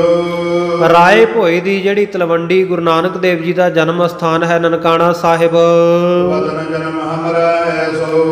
ਮਹਾਰਾਜ ਸੱਚੇ ਪਾਤਸ਼ਾਹ ਉਹ ਵਤਨ, ਉਹ ਦੇਸ਼, ਉਹ ਇਲਾਕਾ, ਉਹ ਨਗਰ ਮੇਰਾ ਜਨਮ ਨਗਰ ਹੈ। ਗੁਰ ਦਰਸ਼ਨ ਕੀ ਲਾਲਸ ਪੂਰੀ। ਮਹਾਰਾਜ ਸੱਚੇ ਪਾਤਸ਼ਾਹ ਸਤਿਗੁਰੂ ਸਾਹਿਬ ਜੀ ਦੇ ਦਰਸ਼ਨਾਂ ਦੀ ਬਹੁਤੀ ਆਸ਼ਾ ਸੀ ਮੇਰੇ ਮਨ ਵਿੱਚ। ਜਾਦੇ ਹੋਂ ਚਲੇ ਆਏ ਹਜ਼ੂਰੀ। ਇਸ ਕਰਕੇ ਹਜੂਰ ਦੇ ਹਜੂਰੀ ਦੇ ਵਿੱਚ ਆਪ ਜੀ ਦੇ ਚਰਨਾਂ ਵਿੱਚ ਚੱਲ ਕੇ ਪਹੁੰਚਿਆ ਹਾਂ। ਅਜਰ ਜਰਨ ਵਰ ਧੀਰਜ ਧਾਰੀ। ਆਪ ਜੀ ਅਜਰ ਨੂੰ ਜਰਨ ਵਾਲੇ ਹੋ, ਨਾ ਜਰੇ ਜਾਣ ਵਾਲੇ ਨੂੰ ਜਰਨ ਵਾਲੇ ਹੋ, ਔਰ ਹਿਰਦੇ ਦੇ ਵਿੱਚ ਬਹੁਤ ਧੀਰਜ ਧਾਰੀ, ਬੜੇ ਹੌਸਲੇ ਵਾਲੇ ਹੋ। ਸੁਣੀ ਆਪ ਕੀ ਮਹਿਮਾ ਭਾਰੀ। ਕਿਉਂ ਮਹਾਰਾਜ ਮੈਂ ਆਪ ਜੀ ਦੀ ਬਹੁਤ ਭਾਰੀ ਮਹਿਮਾ ਸੁਣੀ। ਸ੍ਰੀ ਅੰਗਦ ਤੁਮ ਗੁਰ ਕੋ ਹੈ। ਸਤਿਗੁਰੂ ਅੰਗਦ ਦੇਵ ਮਹਾਰਾਜ ਭਾਈ ਬਾਲੇ ਦੀਆਂ ਗੱਲਾਂ ਸੁਣ ਕੇ ਕਹਿਣ ਲੱਗੇ, ਕਹਿੰਦੇ ਭਾਈ ਤੂੰ ਕੌਣ ਹੈ? ਕਹਿੰਦੇ ਕਿਸ ਦਾ ਸਿੱਖ ਹੈ ਤੂੰ? ਤੇਰਾ ਗੁਰੂ ਕੌਣ ਹੈ? ਚਾਰਨ ਨਿਰਮਤ ਜੋ ਹੈ। ਕਹਿੰਦੇ ਤੇਰਾ ਮਤ ਕੀ ਹੈ, ਧਰਮ ਕੀ ਹੈ, ਤੂੰ ਕਿਹਨੂੰ ਮੰਨਣ ਵਾਲਾ ਹੈ, ਕਿਸ ਤਰ੍ਹਾਂ ਦਾ ਤੇਰਾ ਪੂਜਾ ਅਰਚਨਾ ਦਾ ਢੰਗ ਹੈ, ਸੁਣਾ ਕੇ ਦੱਸ। ਬਦਰ ਬਚਨ ਸ਼ੁਭ ਬਿੰਦਰੋ ਸੁਭਾਉ। ਬੜੇ ਮਿੱਠੇ ਬਚਨਾਂ ਦੇ ਨਾਲ, ਬੋਲਾਂ ਦੇ ਨਾਲ ਤੇ ਬੜੇ ਕੋਮਲਤਾ ਵਾਲੇ ਸੁਭਾਅ ਦੇ ਨਾਲ। ਵਿਸ਼ਿਆਨ ਪਾਉ ਸਪਰਸ਼ ਨਾ ਪਾਉ। ਕਹਿੰਦੇ ਤੇਰਾ ਜੀਵਨ ਸ਼ਿੰਗਾਰਿਆ ਹੋਇਆ, ਵਿਸ਼ਿਆਂ ਦੀ ਜਿਹੜੀ ਬਾਹ ਹੈ ਉਹ ਤੈਨੂੰ ਸਪਰਸ਼ ਵੀ ਨਹੀਂ ਕਰ ਸਕਦੀ। ਤੈਨੂੰ ਜਿਹੜੇ ਵਿਸ਼ੇ ਵਿਕਾਰ ਆ ਉਹਨਾਂ ਦੀ ਹਵਾ ਨਹੀਂ ਪੋਹੀ ਹੋਈ। ਆਦ ਬੰਦ ਬੋਲਿਓ ਬਚ ਬਾਲਾ। ਉਸ ਵੇਲੇ ਹੱਥ ਬੰਨ ਕੇ ਭਾਈ ਬਾਲਾ ਜੀ ਬਚਨ ਬੋਲੇ। ਸਭ ਰਾਵਰ ਹੋ ਗਿਆ ਤੁਧ ਸਾਲਾ। ਕਹਿੰਦਾ ਮਹਾਰਾਜ ਆਪ ਜੀ ਅੰਤਰਜਾਮੀ ਹੋ, ਆਪ ਜੀ ਨੂੰ ਸਭ ਕੁਝ ਹੀ ਬਹੁਤ ਵਿਸਥਾਰ ਦੇ ਵਿੱਚ ਪਤਾ ਹੈ। ਅਦਬ ਜੋ ਤੁਮ ਪੁੱਛਣ ਅਨੁਸਾਰੀ। ਫਿਰ ਵੀ ਮਹਾਰਾਜ ਸੱਚੇ ਪਾਤਸ਼ਾਹ ਜੇ ਤੁਸੀਂ ਪੁੱਛਣ ਦੇ ਅਨੁਸਾਰੀ ਬਣੇ ਹੋ, ਮੇਰੇ ਤੋਂ ਪੁੱਛਣਾ ਚਾਹੁੰਦੇ ਹੋ। ਸੁਣੋ ਆਪ ਮੈਂ ਕਹੂੰ ਸੁਧਾਰੀ। ਉਤਾਰੀ। ਤੇ ਮਹਾਰਾਜ ਸੱਚੇ ਪਾਤਸ਼ਾਹ ਆਪ ਜੀ ਸੁਣੋ, ਮੈਂ ਸਭ ਕੁਝ ਆਪ ਜੀ ਨੂੰ ਸੁਧਾਰ ਕੇ ਸ਼ੁੱਧ ਭਾਵਨਾ ਦੇ ਨਾਲ ਦੱਸਦਾ ਹਾਂ। ਸ੍ਰੀ ਨਾਨਕ ਜੀ ਮਨੁ ਗੁਰ ਪੂਰਨ। ਜਾਹਰ ਪੀਰ ਜਗਤ ਗੁਰ ਬਾਬਾ, ਜਗਤ ਗੁਰੂ ਨਾਨਕ ਦੇਵ ਮਹਾਰਾਜ ਸ਼ੁਭਾਇਮਾਨ ਸਤਿਗੁਰੂ ਜੀ, ਸ਼ੋਭਾਵਾਨ ਸਤਿਗੁਰੂ ਜੀ ਮੇਰੇ ਪੂਰੇ ਗੁਰੂ ਹਨ। ਕਲ ਕਲ ਮਰ ਰਜ ਪਦ ਰਜ ਚੂਰਨ।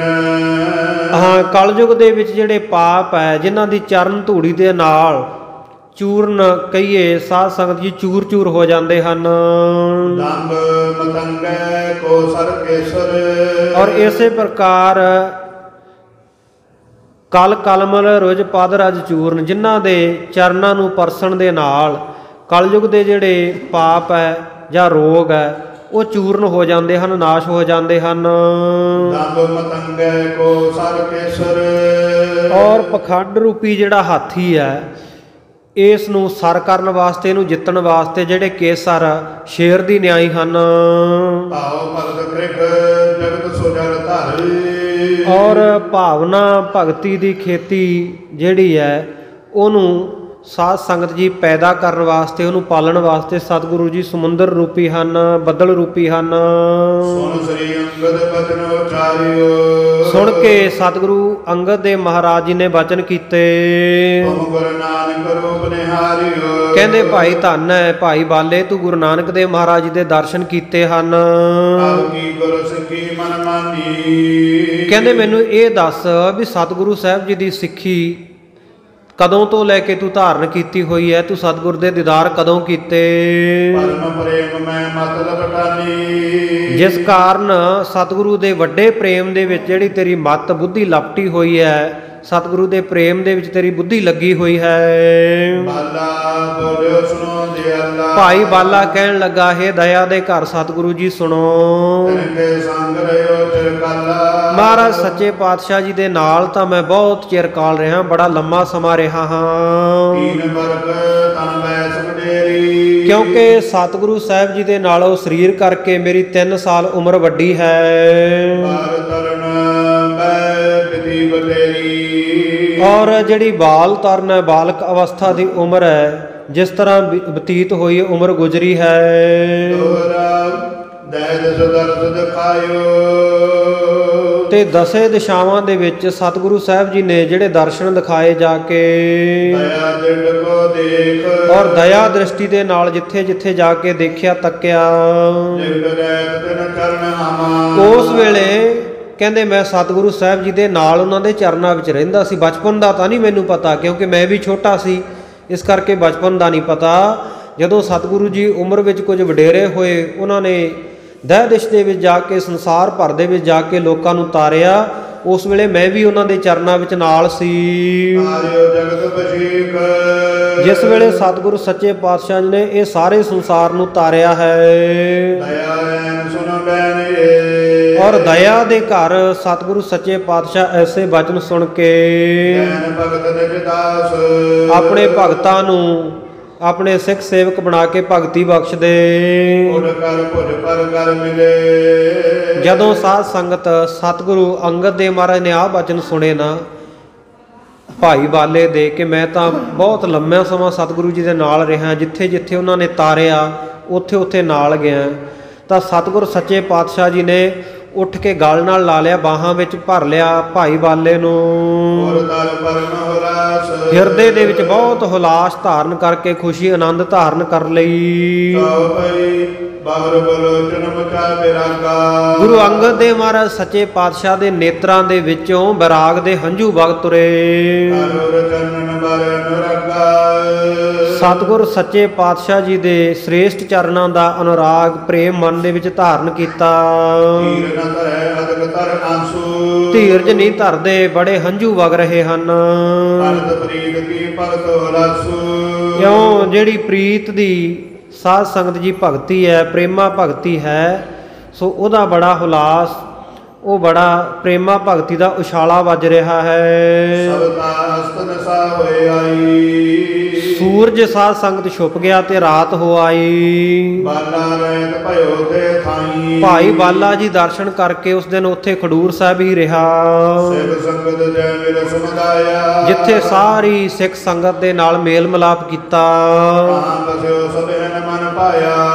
ਉੱਥੇ ਭਾਈ ਬਾਲਾ ਜੀ ਵੀ ਵਸੇ, ਸਾਰਿਆਂ ਦੇ ਮਨ ਨੂੰ ਭਾਇਆ, ਸਾਰਿਆਂ ਦੇ ਮਨ ਨੂੰ ਚੰਗਾ ਲੱਗਿਆ। ਜਿਸ ਮੈਂ ਭਨਤ ਰਹਿਓ ਤਿਨ ਸਾਥਾ। ਰਾਤ ਭਰ ਭਾਈ ਬਾਲਾ ਜੀ ਸੰਗਤਾਂ ਨਾਲ ਗੁਰੂ ਨਾਨਕ ਦੇਵ ਜੀ ਦੇ ਬਾਚਨ ਕਰਦੇ ਰਹੇ। ਸ੍ਰੀ ਨਾਨਕ ਕੀ ਸੁੰਦਰ ਗਾਥਾ। ਸਤਿਗੁਰੂ ਨਾਨਕ ਦੇਵ ਮਹਾਰਾਜ ਸੱਚੇ ਪਾਤਸ਼ਾਹ ਜੀ ਦੀ ਸੁੰਦਰ ਗਾਥਾ ਕਥਾ ਕਹਾਣੀਆਂ ਕਹਿੰਦੇ ਰਹੇ। ਅੰਗਦ ਮਗਨ ਲਗਿਓ ਮਨ ਧਿਆਨਾ। ਉਧਰ ਗੁਰੂ ਅੰਗਦ ਦੇਵ ਮਹਾਰਾਜ ਸੱਚੇ ਪਾਤਸ਼ਾਹ ਗੁਰੂ ਨਾਨਕ ਦੇਵ ਜੀ ਦੇ ਚਰਨਾਂ ਵਿੱਚ ਉਹਨਾਂ ਨੇ ਧਿਆਨ ਲਾਇਆ, ਮਗਨ ਹੋ ਗਏ। ਆਸਨ ਬੈਸਿਓ ਭਈ ਬਿਹਾਨਾ। ਆਸਣ ਦੇ ਉੱਤੇ ਬੈਠੇ ਆ ਤੇ ਸਾਧ ਸੰਗਤ ਬਹੁਤ ਲੰਮਾ ਸਮਾਂ ਬਤੀਤ ਹੋ ਗਿਆ। ਕਨ ਭੂਖਨ ਪ੍ਰਕਾਸ਼ਿਤ ਭਇਓ। ਸਵੇਰ ਦਾ ਵੇਲਾ ਹੋਇਆ ਜਦੋਂ ਸੂਰਜ ਦਾ ਚੜ੍ਹਾਅ ਹੋਇਆ। ਛੁਟੀ ਸਮਾਧ ਇਸ਼ਨਾਨ ਕੀਓ। ਸਤਿਗੁਰੂ ਜੀ ਦੀ ਸਮਾਧੀ ਖੁੱਲੀ, ਉਸ ਵੇਲੇ ਇਸ਼ਨਾਨ ਕੀਤਾ। ਵੈਸੇ ਬੌਲ ਬੁਲਾਇਓ ਬਾਲਾ। ਫਿਰ ਗੁਰਤਾ ਗੱਦੀ ਉੱਤੇ ਬਿਰਾਜਮਾਨ ਹੋ ਕੇ ਬੈਠ ਗਏ। ਭਾਈ ਬਾਲੇ ਨੂੰ ਕੋਲ ਬੁਲਾਇਆ। ਬੰਦਨ ਕਰੀ ਆਨੰਦ ਕਾਲਾ। ਭਾਈ ਬਾਲੇ ਨੇ ਸਤਿਗੁਰੂ ਸੱਚੇ ਪਾਤਸ਼ਾਹ ਦੇ ਚਰਨਾਂ ਵਿੱਚ ਆ ਕੇ ਵੰਦਨਾ ਕੀਤੀ, ਨਮਸਕਾਰ ਕੀਤੀ। ਹੁਣ ਸਤਿਗੁਰੂ ਸੱਚੇ ਪਾਤਸ਼ਾਹ ਅੱਗੇ ਜਿਵੇਂ ਭਾਈ ਬਾਲੇ ਨੂੰ ਗੁਰੂ ਕਾ ਇਤਿਹਾਸ ਸੁਣਾਉਣ ਵਾਸਤੇ, ਬਚਪਨ ਦੀਆਂ ਸਾਖੀਆਂ, ਬਾਲ ਕੌਤਕ ਸੁਣਾਉਣ ਵਾਸਤੇ ਕਹਿਣਗੇ। ਭਾਈ ਬਾਲਾ ਜੀ ਕਹਿਣਗੇ ਜੀ ਬਚਪਨ ਦਾ ਮੈਨੂੰ ਬਹੁਤਾ ਪਤਾ ਨਹੀਂ, ਪਰ ਸਤਿਗੁਰੂ ਸਾਹਿਬ ਜੀ ਦੇ ਮਾਤਾ ਪਿਤਾ ਵੀ ਚੜ੍ਹਾਈ ਕਰ ਚੁੱਕੇ ਆ, ਉਹਨਾਂ ਦੇ ਚਾਚਾ ਭਾਈ ਲਾਲੂ ਜੀ ਹਨ, ਉਹਨਾਂ ਦੇ ਕੋਲੋਂ ਜਨਮ ਪੱਤਰੀ ਮਿਲ ਸਕਦੀ ਆ। ਉਹਨਾਂ ਦੇ ਜਨਮ ਦੀਆਂ ਸਾਖੀਆਂ ਪੰਡਿਤ ਹਰਦਿਆਲ ਜੀ ਨੇ ਜੋ ਲਿਖਿਆ, ਸੋ ਉਹ ਜਿਹੜਾ ਹਾਲ ਮਿਲੇਗਾ ਉਹ ਸਤਿਗੁਰੂ ਜੀ ਕਿਵੇਂ ਇਹਨਾਂ ਨੂੰ ਲੈਣ ਵਾਸਤੇ ਭੇਜਣਗੇ, ਕੱਲ੍ਹ ਦੇ ਦੀਵਾਨ ਵਿੱਚ ਸਰਵਣ ਕਰਾਂਗੇ। ਕਥਾ ਵਿਚਾਰਾਂ ਦੌਰਾਨ ਹੋਈਆਂ ਬੇਅੰਤ ਭੁੱਲਾਂ ਦੀ ਖਿਮਾ ਬਖਸ਼ਣੀ ਸਤਿਗੁਰੂ ਕਿਰਪਾ ਕਰਨ। ਸੋ ਆਓ ਹੁਣ ਸਮਾਪਤੀ ਦੀਆਂ ਤੁਕਾਂ ਪੜ੍ਹ ਕੇ ਉਪਰੰਤ ਅਰਦਾਸ ਵਿੱਚ ਹਾਜ਼ਰੀ ਲਵਾਈਏ। ਵੈਸੇ ਬਹੁਰ ਬੁਲਾਇਓ ਬਾਲਾ। ਬੰਧਨ ਕਰੀ ਆਨ ਤਤ ਕਾਲਾ।